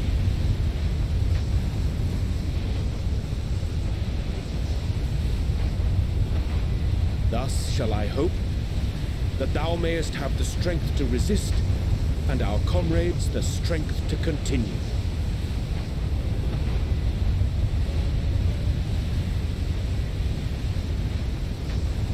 With you to urge us on, how could we possibly fail?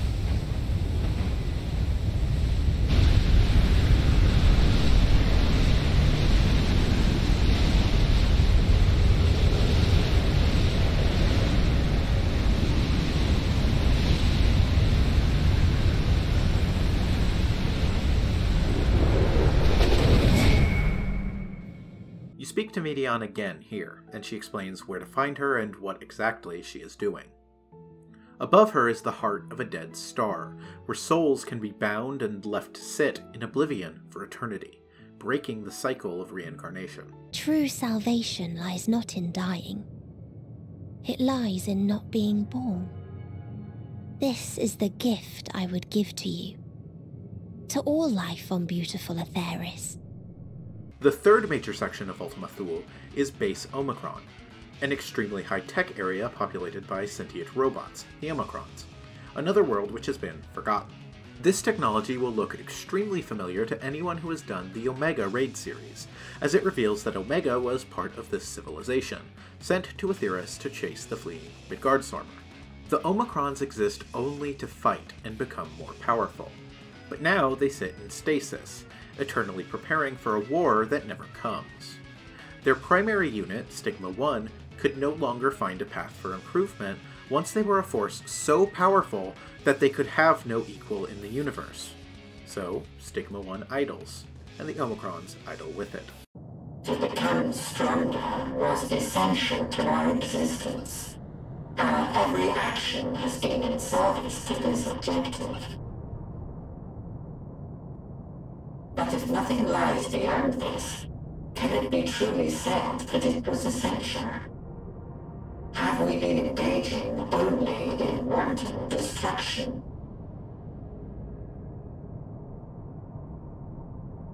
You could find no threat to justify your purpose. The Omicrons will never leave this star.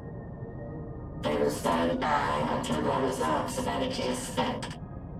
For I have no path to offer them. None. It is not our place to pass judgment on the deeds of the Omicrons.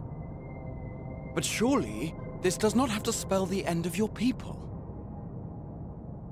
With your power and knowledge, the possibilities are endless. Why not seek out a new purpose?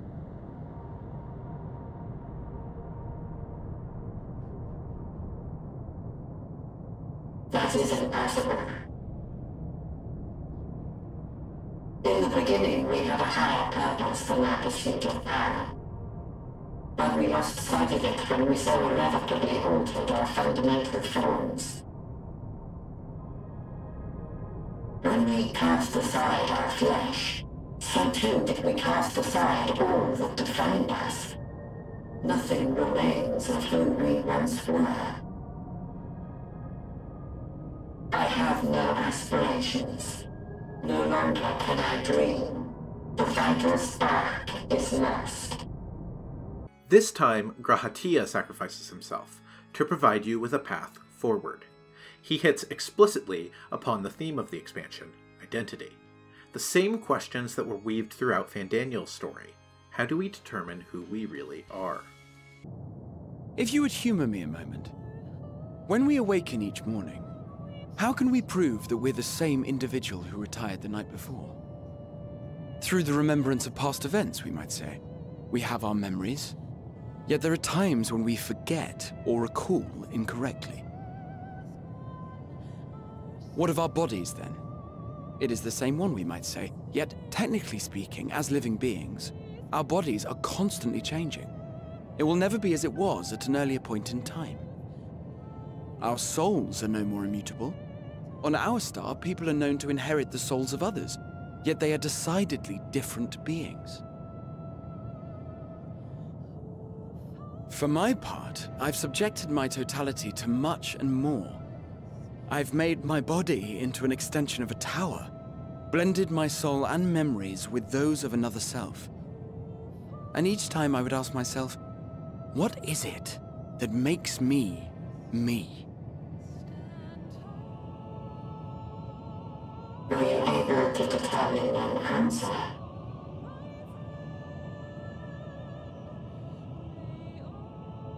No. But that doesn't mean I'm confused. It simply means I'm the same as everyone else.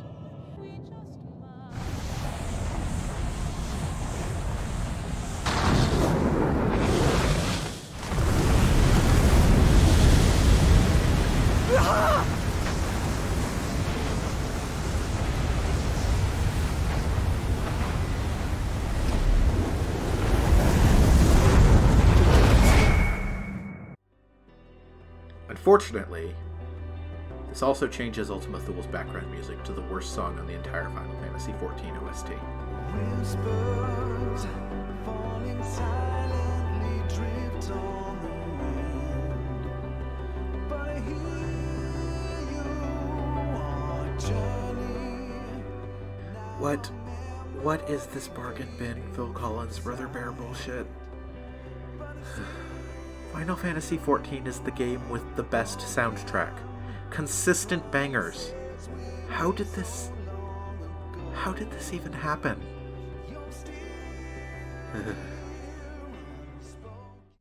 This leaves just you and the Wonder Twins left among the Scions, pressing forward across a crystalline path forged by Grahatia's sacrifice. You reach the end of the road just below Medion's dead star, a place called the Necropolis.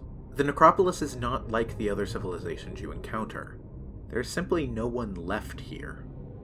The place is intact, tables still sitting with cups and a stocked bar, as though it was active until everyone simply vanished. There is no background music here, only silence as the three of you gaze out upon the memories of dying worlds. Eventually, Alphinaud realizes that the will blocking the path this time is Medion's own. These are Medion's own fears.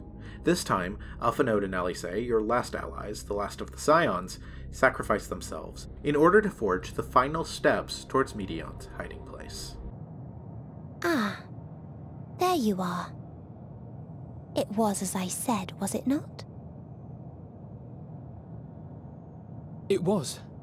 We couldn't find anyone. But this place isn't entirely deserted, is it? You are here.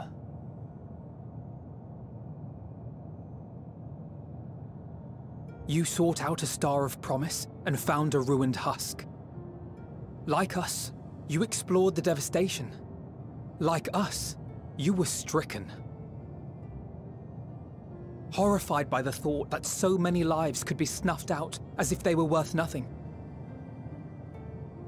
And the thought that you would have to bear the terrible tidings to Hermes. That which you saw and felt, you shared with your sisters, as did they share their own grim findings with you. Overcome by the pervasive despair of these stars, some of you inadvertently ushered their peoples to their ends. Knowing the horrors you know, anyone would feel the same. They would fear what lies ahead and struggle to move forward. Fear. I had forgotten that such a thing existed. So focused have I been on shepherding despair. If you can remember, then you can still face and overcome your own fear.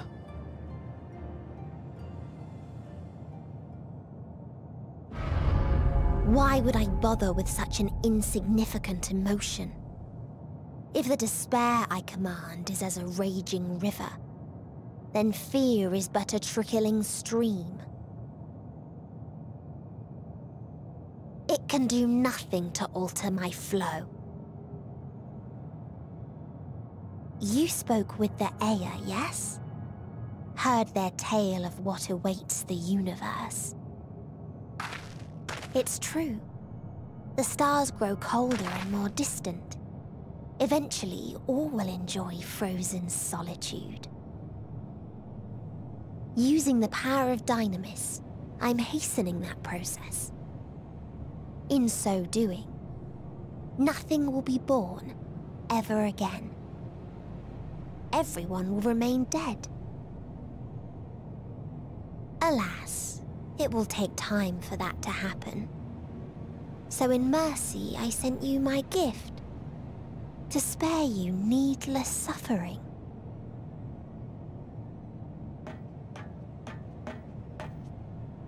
Don't worry.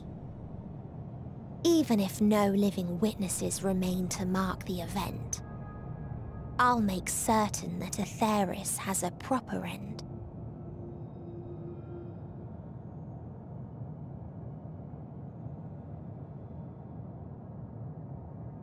For all the power you wield, you're more fearful than the familiar you used to be. That Meteion feared simply to move forward, but your fear is such that you've given up on everything. I know it well, that sense of defeat. I've tasted my fair share of it. But as many times as we've fallen down, we've learned how to pick ourselves up and carry on. We take each other's hand, share in each other's courage, follow in each other's footsteps, and turn sorrow into strength. There are times when we fail. We bear wounds that do not heal. But these experiences are part of life, and they make us stronger.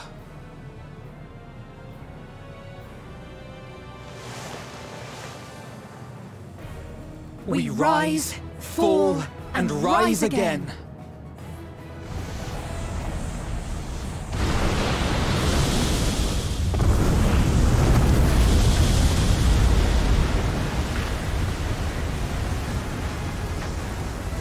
Don't worry about us.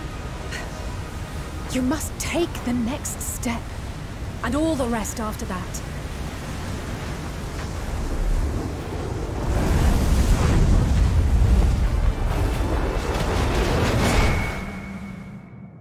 And so, the final path forward is forged. Now, you are alone.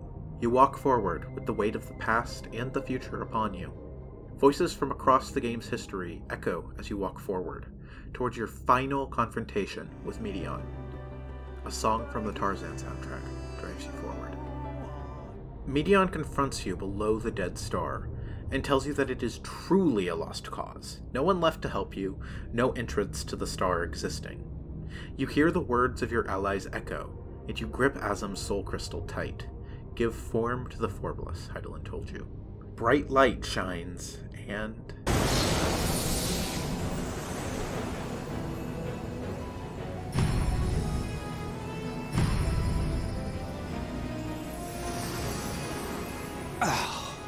I bid them remember, but all this time I'm the one who had forgotten. A right fool you've made of me, Hermes. And to add insult to injury, I've been denied a sound rest, forced to watch this clamorous show. Oh! It's the boy! The souls of Emet-Selch and Hythlodaeus emerge from the light. What are you? Half-faded souls of the dead. Isn't it painfully obvious? The two of them use their creation magics to overcome Meteion's will, creating a field of Elpis flowers which glow brightly, showing that even in this realm of emotion, there is more than just despair. Meteion, though I gave you these wings to soar the heavens, I did not teach you how to walk the earth. So loath was I to bind another living being. In the course of your long journey, you will learn from those you meet. Learn to walk and run and so much more. A flower.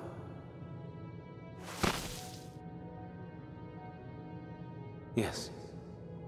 Upon your return, I will gift you a beautiful flower.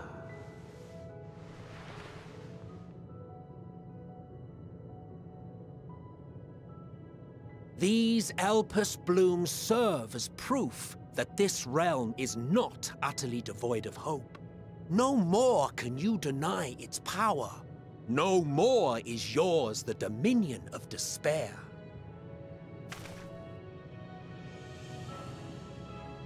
In case the practical implications were lost on you, your comrades no longer need fight their fight. So go on. Call them back to your side.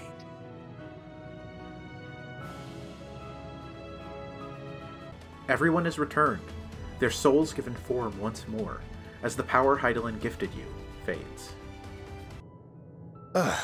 How disappointing. Not even a single scar in the making to brag about. You'll find a way regardless.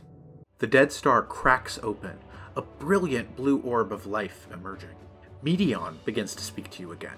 Not the voice of the media, but the Medion you once knew, as she speaks with her own voice for the first time in countless years. End it! Silence it! Silence our song of oblivion!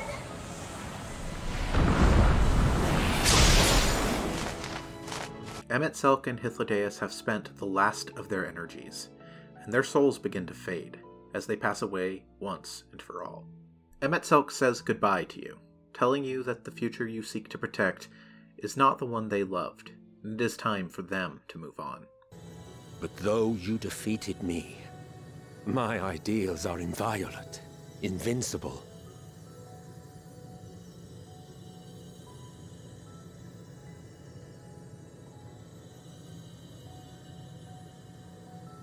Spare me your pity. I have no use for it. If you would do something for me, save our star. See this tale to a triumphant conclusion, and with elation in your hearts, bid the final curtain fall. Still, speaking with the voice of the developers for a moment, Emet-Selch tells you that while this brings down the final curtain on this story, the story Final Fantasy XIV has been telling for the past decade, there are plenty more adventures to have, as he rattles off future stories that are yet to be told. Tell me, have you been to the ruins beneath the waters of the Bounty? Or the treasure islands beyond the frozen waters of Blind Frost in Offerd's north? The fabled golden cities of the New World, the sacred sites of the forgotten people of the South Sea Isles. What about Mericidia, the southern continent? Do you know aught of its present state of affairs? I thought not. Even of your little Eorzea, you know precious little. The true identities of the 12, for instance. All of which is to say, expand your horizons, go forth, and seek discovery. Some of the civilizations in the Reflections will surprise you. I love this little exchange. As one of the most beloved characters in the game fades away, soothing concerns that the game itself might be ending. Some of these snippets we've even seen already, like the waters beneath the Bounty, and the true identities of the 12 being brought up again in patch 6.1. I pray we meet again. If not in this life, then perhaps another. Whensoever it should be, I trust it will be a most joyous reunion. For you, maybe. I want nothing to do with it. Oh, don't be that way.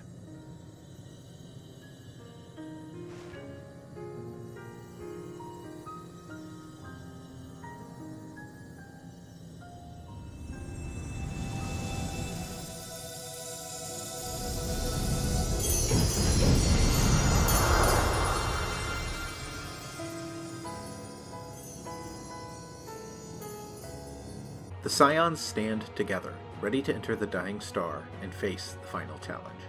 The final dungeon of Endwalker is called the Dead Ends. As you follow Meteion through the final moments of 3 civilizations, see the last of their people die before your eyes, as their stories are related to you. These are some of the dead civilizations the media encountered among the stars. First is the 6th Dead End, a civilization who prospered beneath the seas. Eventually, they outgrew their home and spread out across the land, but would fall to a terrible plague. Once upon a time, there was a beautiful blue star that fell to pestilence and rotted inside and out. The more its people clung to life, the more they suffered, until they cursed not the illness, but their fellow corrupted. Those who lived and festered, those who died and decayed. And the very last of them wished they had never been born at all. I love the aesthetics of this first section. It looks like something out of a Junji Ito story to me. Although that might just be because of seashells having spirals on them, and I now have that curse where anything with an innocent geometric shape looks like an Uzumaki reference to me now. Next, Meteion pulls you into the middle of a war zone, the 8th Dead End, a civilization embroiled in a civil war. In a faraway place, a brilliant star eradicated disease before destroying the selfsame lives it had saved.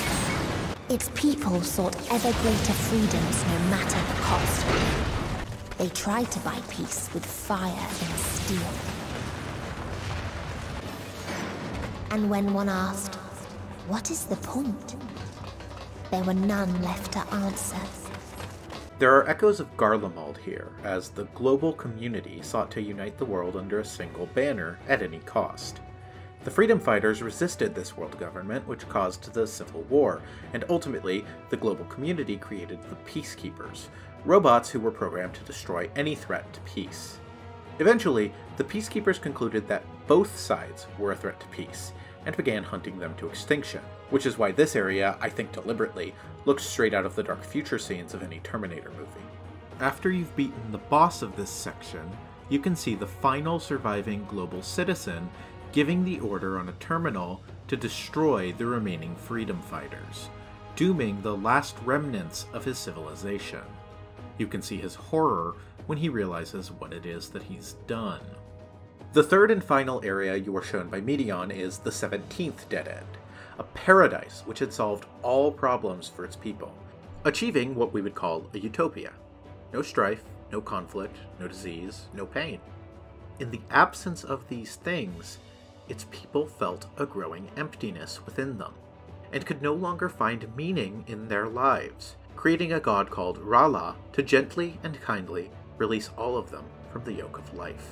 Farther still existed a star without strife, where none remembered life's trials, or its joys. What its people had gained from ease, they lost to apathy. So they created the kindest, most gentle of beasts. Its steps were light, and its gift was as painless as it was beautiful.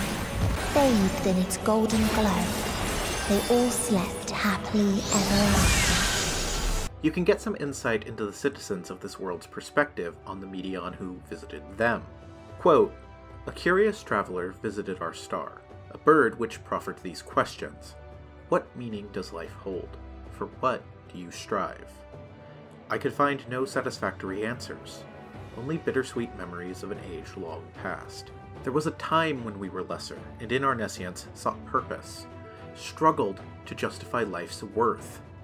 That was, of course, before we achieved perfection. Now, condemned to our paradise, we understand the fatuity of existence.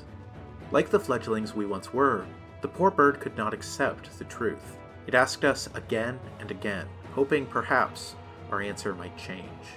There was a time when we yearned to explore the heavens, found purpose in the hope of unveiling life's mysteries. A dream shattered when we reached enlightenment and found it empty. There was a time when we believed in our legacy, thought ourselves marking a worthy path our successors might follow. efforts rendered futile when we discovered the keys to paradise and immortality. As individuals, we struggled to know what was right. Yet in today's perfect unity, there is naught left to question. We are infinity constricted by the finite, but no more. Rala shall grant us the mercy of annihilation. Upon defeating Rala, the paradise grows cold. Medion grows frustrated with your determination, at the way you continue to defy her despair. The media swarm, hundreds of birds merging into a greater form, the Endsinger. I see.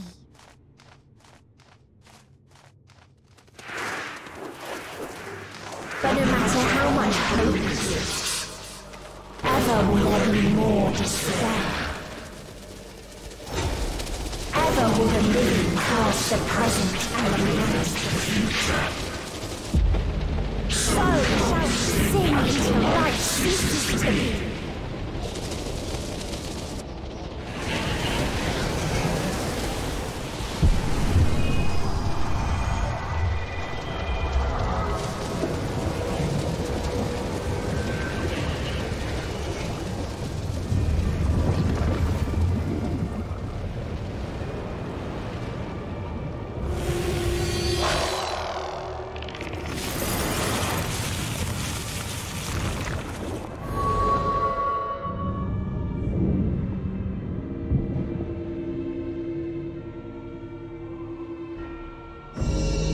You stand with the Scions, fighting the Endsinger.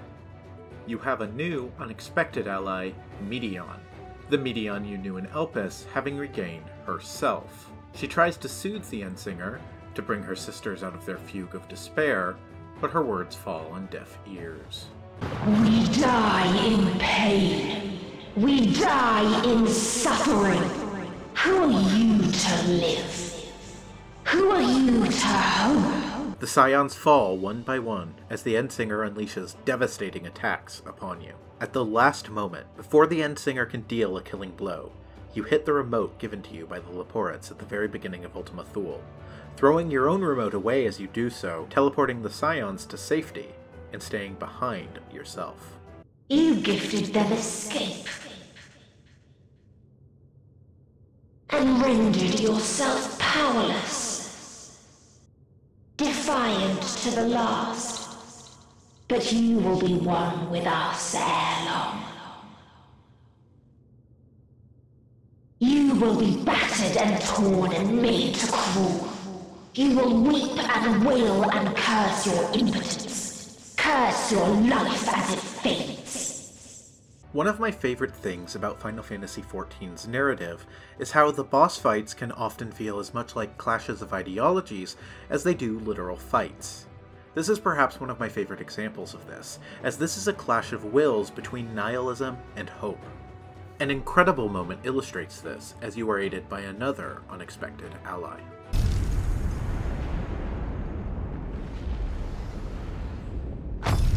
My ultimatum. What is happening?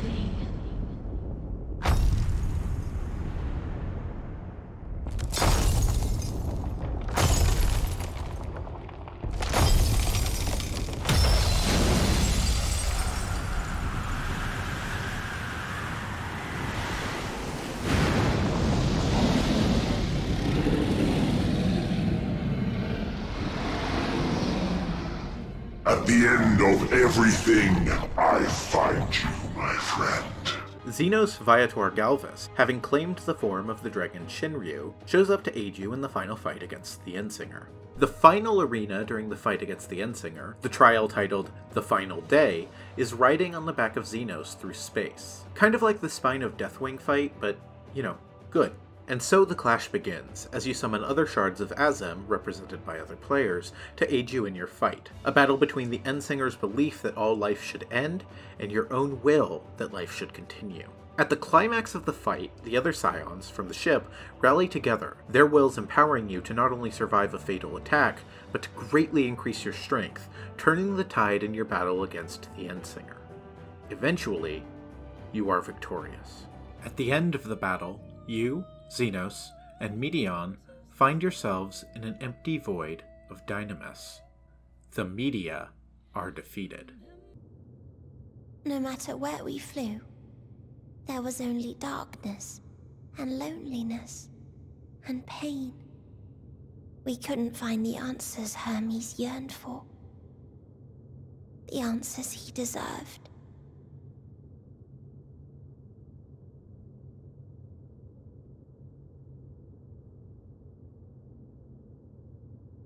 Greetings, you who are my final encounter. I wish to hear your words, share your feelings, know your thoughts. May we please be friends?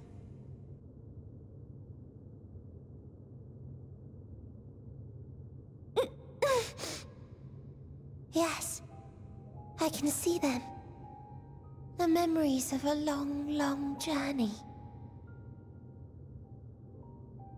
So many people. The thoughts of them overflowing in your heart.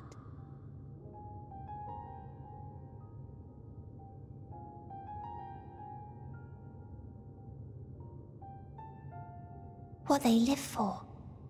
What gives their lives meaning. There was never a single answer. You gather pieces of happiness, precious and fragile, only to lose them. Then start again. On and on it goes, until death takes you into its gentle embrace.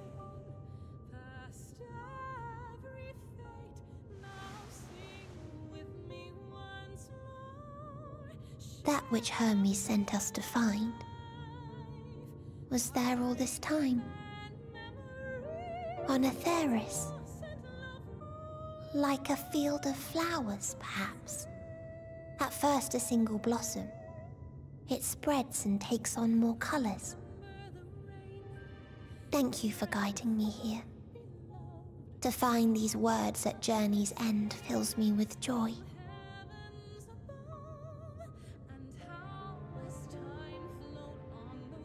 And so, before I fall forever silent, there is one thing I must do.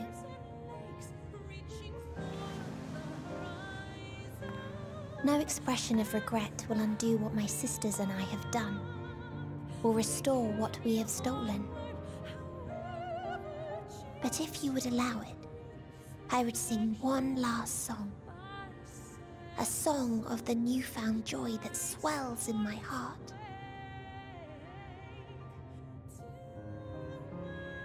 Of the beauty of light when it shines across a dark and starless sea.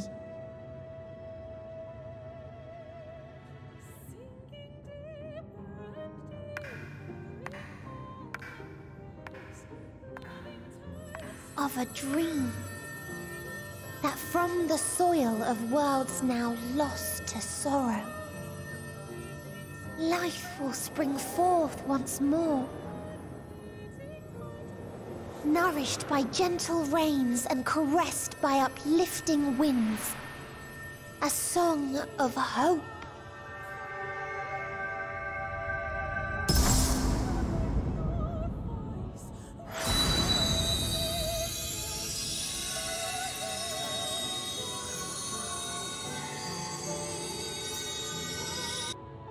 One day, life will fill the universe again. And Hermes will see this and smile. How, I do not know. But I do know that where there is a will, there is a way. After all, miracles happen every day. Do they not? Meteion is restored to her blue hue and is filled with joy, finally seeing within you the answer to Hermes' question. Finally understanding the flawed premise he based their mission upon. What do you strive for? What gives life meaning? There is no one answer.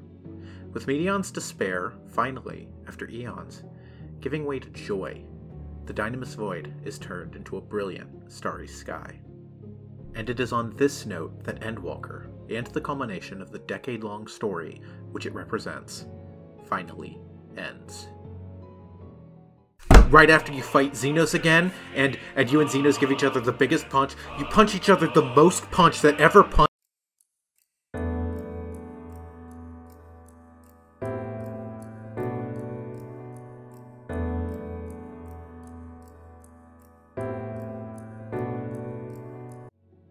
At its core, I believe Endwalker to be about two twin themes: identity and purpose. These are the threads which wind through the entire narrative, and though they are distinct ideas, they are connected thematically numerous times. I don't want to linger on the beat of Xenos aiding you in your fight against the Endsinger too much, because I do want to make a video focusing on Xenos more in depth somewhere down the line, but reflect for a moment on how significant it is. In earlier expansions, Xenos has been the character most reflecting nihilism, a lack of meaning or value in life. Xenos was made a monster by this nihilism, not a monster of despair like Meteion, but a monster of true emptiness. At the end of the game, Xenos stands with you against an avatar of nihilism. Xenos says he's only here to fight with you at World's End, but I think his actions, and even some of his words, tell a different story. I take it this is your prey.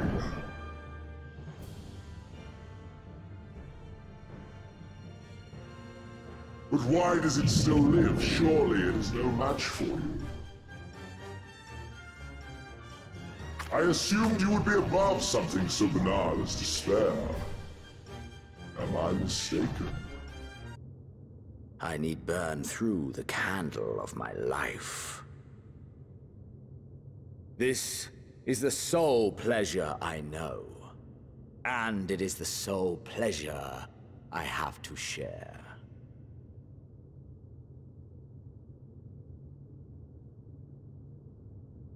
And so I come before you, to issue challenge and offer singular bliss. If you wish to walk away, I will not stop you. Note that, in Endwalker, it's only when Xenos gives you the option to walk away, challenges you as equals, as the friends that he claims you to be throughout the game, that he finally gets the rematch which he has desired for so long. This isn't a redemption for Xenos, not by a long shot. I don't even think that he's fighting Meteion alongside you because he has any sort of desire to keep the world from ending. It is, however, a pivot in his motivations, however small. I think the source of this change is something Alice says to him earlier on, during the interlude at Garlemald, after you return from Elpis. Xenos!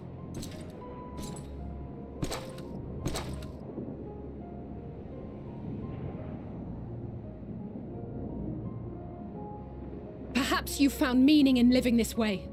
I cannot deny you found strength. Yet if you only pursue your hedonistic pleasures and pay no heed to the plight of others, then no one will give you the time of day. You will never get what you want, not even the battle you pine for so dearly.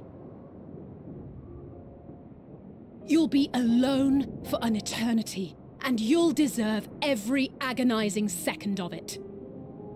What we see here is Xenos recognizing that even if he can only find meaning in life through fighting, even if his nihilistic hedonism is all he knows, all he feels, that the world is empty and he should pursue pleasure at any cost, that's not a universal truth. Others find meaning where he cannot.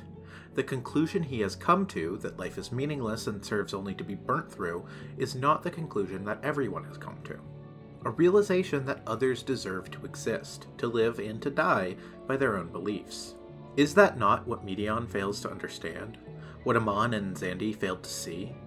Amon's nihilism is infectious. It is the catalyst for all of the events of Endwalker, but it is still ultimately a flawed conclusion. I'm not even saying Amon was wrong in his conclusion that nothing matters, that all is rendered meaningless by death. Perhaps that was understandable from his perspective. But perspective changes everything. Amon and Hermes lived similar lives. Both were blessed to be born into paradise, and were privileged even by the standards of utopia. Yet they came to conclusions completely counter to each other. Amon decided nothing mattered, and Hermes decided that everything mattered. Everyone is different. Everyone is informed by their lives up to that point. Everyone is the culmination of their lived experiences, and by that token, Everyone deserves the chance to find meaning. There is no utopia, and there never can be. This is a truth which Endwalker hits upon over and over and over again. No, my friends. Suffering exists, and we cannot pretend otherwise. No civilization, however great, could eliminate it. If we would live, we must accept it as our constant companion. No paradise is without its shadows. If we cannot accept this truth and learn from our pain, then our plight shall be repeated. We see so many civilizations over the course of Endwalker that have reached paradise and found it wanting. Amarat, Aleg, the Ia, the Omicrons, the nameless civilization extinguished by Rala. All of them reached the perfection they strove for and found discontent in the Garden of Eden. Why? Because to live is to suffer, a phrase which we hear repeated throughout the expansion. Know this, my children. There is more ugliness than beauty in this world. To live is to suffer. To drink of calamity and drown in anguish. To toil and be tested, always and ever. It doesn't matter how perfect your life is. Life itself will always be a root of discontent. It is something deep within us, a creeping pain that will haunt our waking hours for all of our days. The fatal flaw of all of these civilizations is believing that pain, that fear, that ennui, that an existential emptiness is something which can ever be overcome in a flawed, mortal existence. We are infinity constricted by the finite. Even an eternal paradise shall be forced to contend with entropy, and no amount of golden plating can ever overcome that inherent truth. When Medion merges with the hive mind of her sisters during the Elpis chapter, she experiences a death of ego. When Hermes is ultimately reincarnated into countless other Fandaniels, he experiences the same, and it is the injustice in this sort of reincarnation that Hermes opposed so strongly. Leave to replace another. To be replaced. It changes nothing. Tell me, do you think it right that we sacrifice all these lives for the sake of the star? And when the star has reached perfection, what then? If all who are satisfied choose to die, shall we all die in satisfaction? It is this death of ego, to be rewritten, that Amon fears so much. Not fear of death, but fear of continuing in a new life. The soul of Fandaniel is tired of struggling, tired of trying, tired of living, of finding pieces of happiness, fragile and fleeting, only to lose them and start again. He seeks enlightenment in his way, to be free of this cycle, to free everyone along with him. Yet, let us not forget that these characters, Hermes, Amon, and Medion, are the antagonists of this story. Their goals are seductive in their way, but ultimately, the voice of the narrative sides against them. In Hydaelyn's final moments, she says to you, Darkness and light, despair and hope. As goeth one, so goeth the other. Become light, become hope. To live is to suffer. This is true. Some suffer more than others, but anyone who is alive has known pain, has known discontent. Yet, to live is also joy. To live is also to feel peace, and to feel love, and to feel hope. As goeth darkness, so goeth light. One does not invalidate the other. There are no scales weighing the good moments and the bad moments of a life, and finding it worthy or not. A moment of happiness is just that, and a moment of sorrow is just that. And all of these moments matter, when they happen, how they happen. I argue, and I believe Endwalker argues, that today's joys are never invalidated by tomorrow's sorrows. We are all the culmination of our lived experiences. This is true. Yet, that doesn't mean we need to let our past experiences define us. If everything about a person changes, then what happened to the person they were? If I'm a different person today from who I was 10 years ago, then what happened to that person? The way I see it, we are a different person, every second of every day. The person I am today is not the person I will be tomorrow, is not the person I was yesterday. Perhaps that does mean a death of the ego. Perhaps the person I was 10 years ago is gone. But then, perhaps, That is not a bad thing. Instead, maybe that is something which should give us all hope. And each time I would ask myself, what is it that makes me, me? Were you able to determine an answer?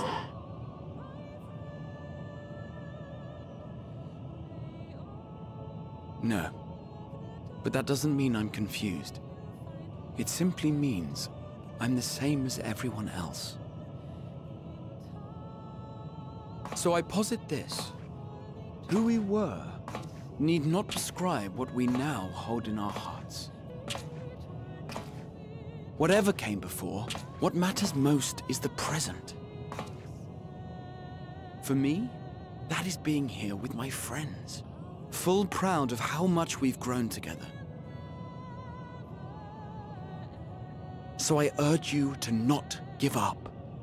Heed your heart's desire and hope that the future you long for shall be realized.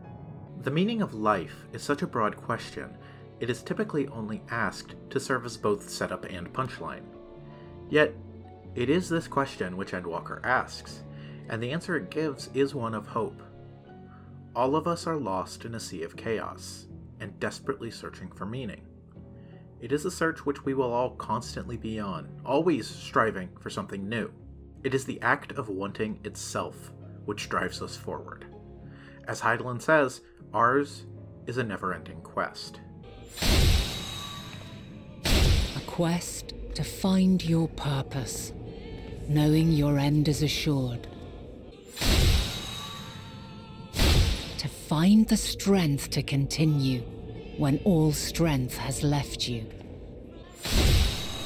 To find joy even as darkness descends. And amidst deepest despair, light everlasting. We want new experiences. We want a better life. We want a better world. And each time we get these things, we set our sights higher still. This is why there can be no utopia. This is why every paradise has its shadows. Each of us deserves the chance to find that meaning, and each of us must search for it until the day we die. Some of us never find it, but that doesn't mean searching was a pointless endeavor. There's meaning in the search, in the very act of living. There is an inherent nobility in the struggle against futility. That is beautiful, I think.